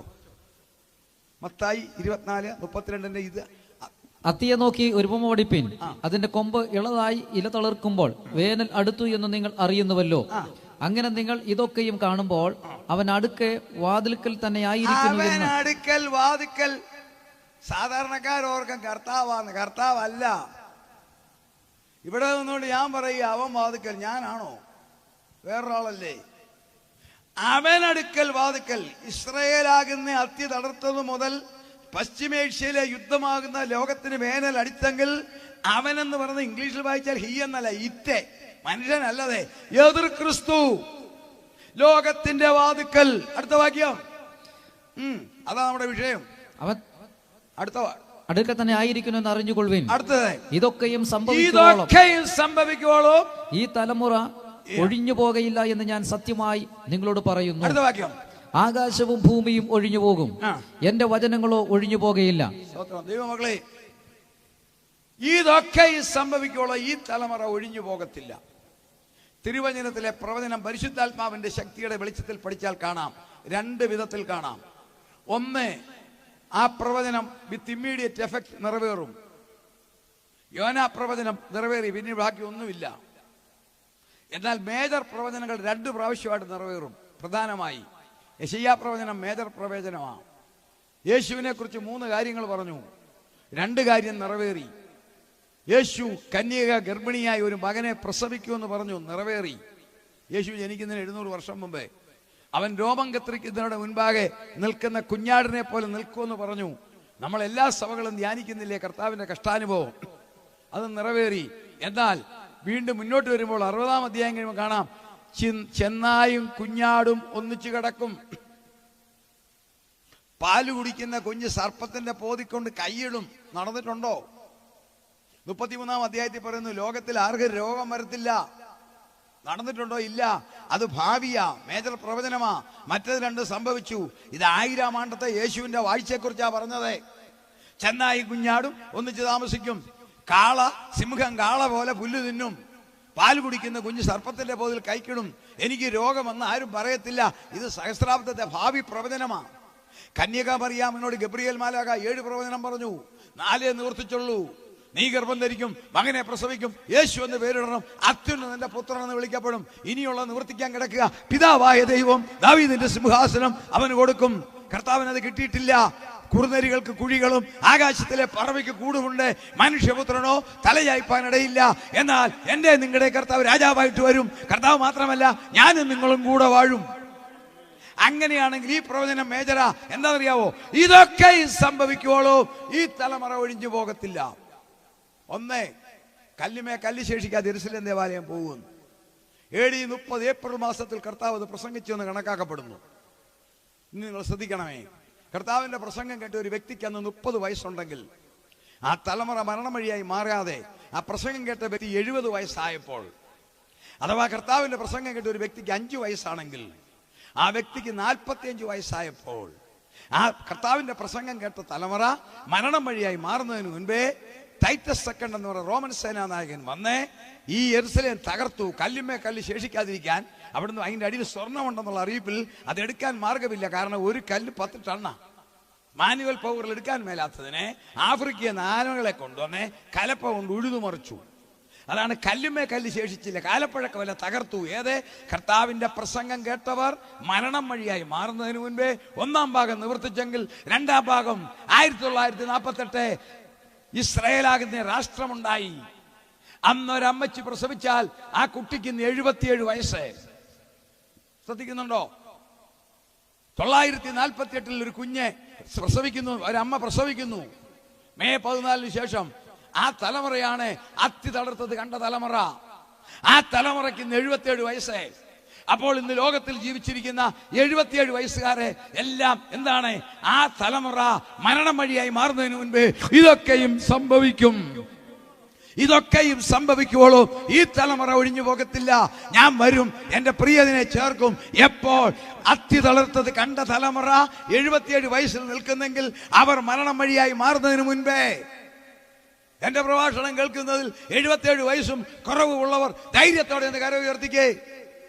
വേറെ കല്യാണാലോചന എന്തില്ല, ധൈര്യത്തോടെ കര ഉയർത്തി. 77 വയസ്സും കുറവുള്ളവർ കര ഉയർത്തിപ്പിടിച്ചോണം. ഞാൻ നിങ്ങളൊരു സദ്വർത്താനം പറയാം. കര ഉയർത്തിപ്പിടി. സ്വാഭാവിക മരണം ആർക്കും എപ്പോഴും സംഭവിക്കാം. നമുക്ക് ആർക്കും അറിയാൻ മേല നമ്മളെപ്പം വരികയാണ്. തോമസ് മാമ മീറ്റിംഗ് കഴിഞ്ഞ് തിരിച്ചു പോകുന്ന വഴിയും പോകാം. പക്ഷെ കര ഉയർത്തി ഒരു കാര്യം പറയാം.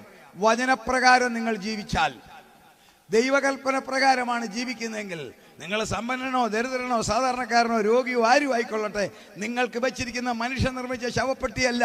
കർത്താവിന്റെ വരവിൽ നിങ്ങൾ തേജസ്സോടെ എടുക്കപ്പെടും. ബാക്കി ശാസ്ത്രീയ തെളിവുകളെല്ലാം കാണിച്ചാലുണ്ടല്ലോ, ഈ തലമുറയ്ക്ക് അപ്പുറം ലോകത്തിന് ജീവിക്കാനൊക്കത്തില്ല. ഓക്സിജൻ മലിനമായി, വെള്ളം മലിനമായി, ആകാശം തകർന്നു, ചൂട് കൂടുന്നു, സൂര്യൻ തകരാൻ പോകുന്നു, സൂര്യൻ ഉറങ്ങാൻ പോകുമെന്നാണ് ലോകത്തിൽ ജീവിച്ചിരിക്കുന്ന ഏറ്റവും വലിയ സയന്റിസ്റ്റാണ് ഫ്രാങ്ക് ഹിൽ. അദ്ദേഹമാണ് അതിന്റെ അതോറിറ്റി. നിങ്ങൾ കമ്പ്യൂട്ടറിനകത്ത് ഫ്രാങ്ക് ഹിൽ എന്നൊന്ന് അടിച്ചാൽ കിട്ടും. ലോകത്തിലെ ഏറ്റവും വലിയ സോളാർ സയന്റിസ്റ്റ് പറയുന്നത് കേൾക്കണമോ? ഇതുപോലെ ചൂട് കൂടിയാൽ ഭാവിയിൽ ഈ സൂര്യൻ ഒരു നീണ്ട ഉറക്കത്തിന് പോകും. വേദപുസ്തകം വെളിപ്പാട് 6:12 പറയുന്നു, ഇവിടെ ഇരിക്കുന്ന വിശുദ്ധന്മാർ രൂപാന്തരപ്പെട്ട് 3 വർഷം കഴിയുമ്പോൾ സൂര്യൻ കരിമ്പടം പോലെ കറക്കും. അത് തെളിയിച്ചു 2018. സോവിയറ്റ് റഷ്യയുടെ വടക്കു ഭാഗത്തുള്ള സ്ഥലങ്ങൾ മുഴുവൻ, അന്റാർട്ടിക്കയോട് ചേർന്ന് കിടക്കുന്ന സ്ഥലത്ത് മുഴുവൻ 40 ദിവസം സൂര്യൻ ഉദിച്ചില്ല. 40 ദിവസം. പോളാർ എഫക്റ്റ് എന്ന് പറയും സയൻസ്. 40 ദിവസം സൂര്യപ്രകാശം കണ്ടില്ല അവർ. കർത്താവ് എല്ലാം ട്രയൽ കാണിക്കുക. സൂര്യൻ തീരാൻ പോകുന്നു.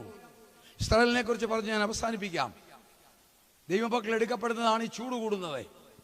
ചൂട് കൂടിയാൽ സൈക്ലോൺ അടിക്കും. അത് വിശദീകരിക്കുന്നില്ല. സൈക്ലോൺ അടിച്ചാൽ ഈ ലോകം തകരും. ലോകം തകർന്നാൽ ഇതാ ഒരു വലിയ ചുഴലിക്കാറ്റടിക്കാൻ പോകുന്നു. വായിക്കാം. യെരമ്യാവ് 25:31.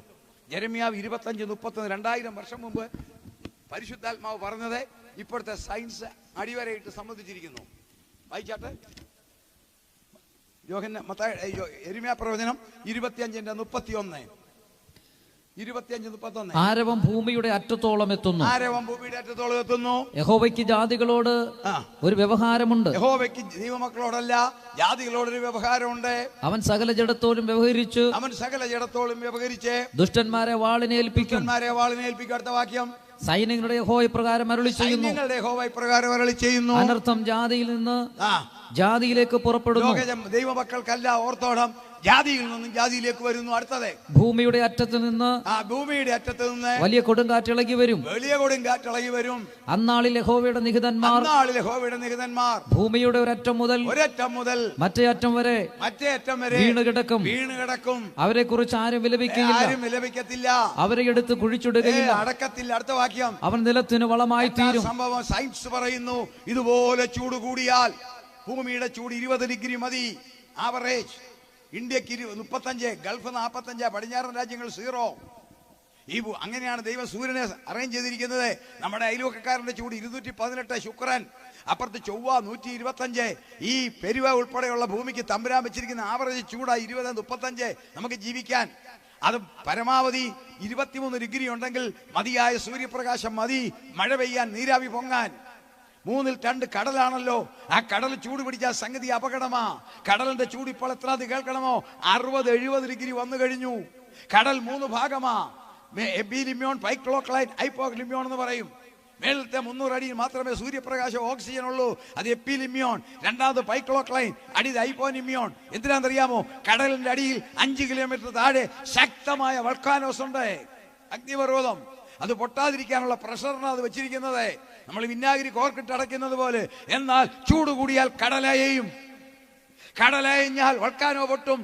998 ഇക്കഡോറിൽ അമേരിക്ക, തെക്കൻ അമേരിക്കയിൽ ഒറ്റ വൾക്കാനോ പൊട്ടിയത് അറിയാമോ? 6000 ഡിഗ്രി മാഗ്മ കയറി വന്നു. അത് കിഴക്കോട്ട് വന്നു. 6 വർഷം കൊണ്ട് ഇന്തോനേഷ്യയിൽ വന്നു. അത് 9.9 റിക്ടർ സ്കെയിലിൽ രേഖപ്പെടുത്തിയ ഭൂമി ഉൽക്കമായി ആകാശത്തിലേക്ക് സമുദ്രം പൊങ്ങിക്കേറി വന്നു. അതിന്റെ പേരാണ് നമ്മൾ ഭയപ്പെടുന്ന മലയാളി മരിച്ച സുനാമി.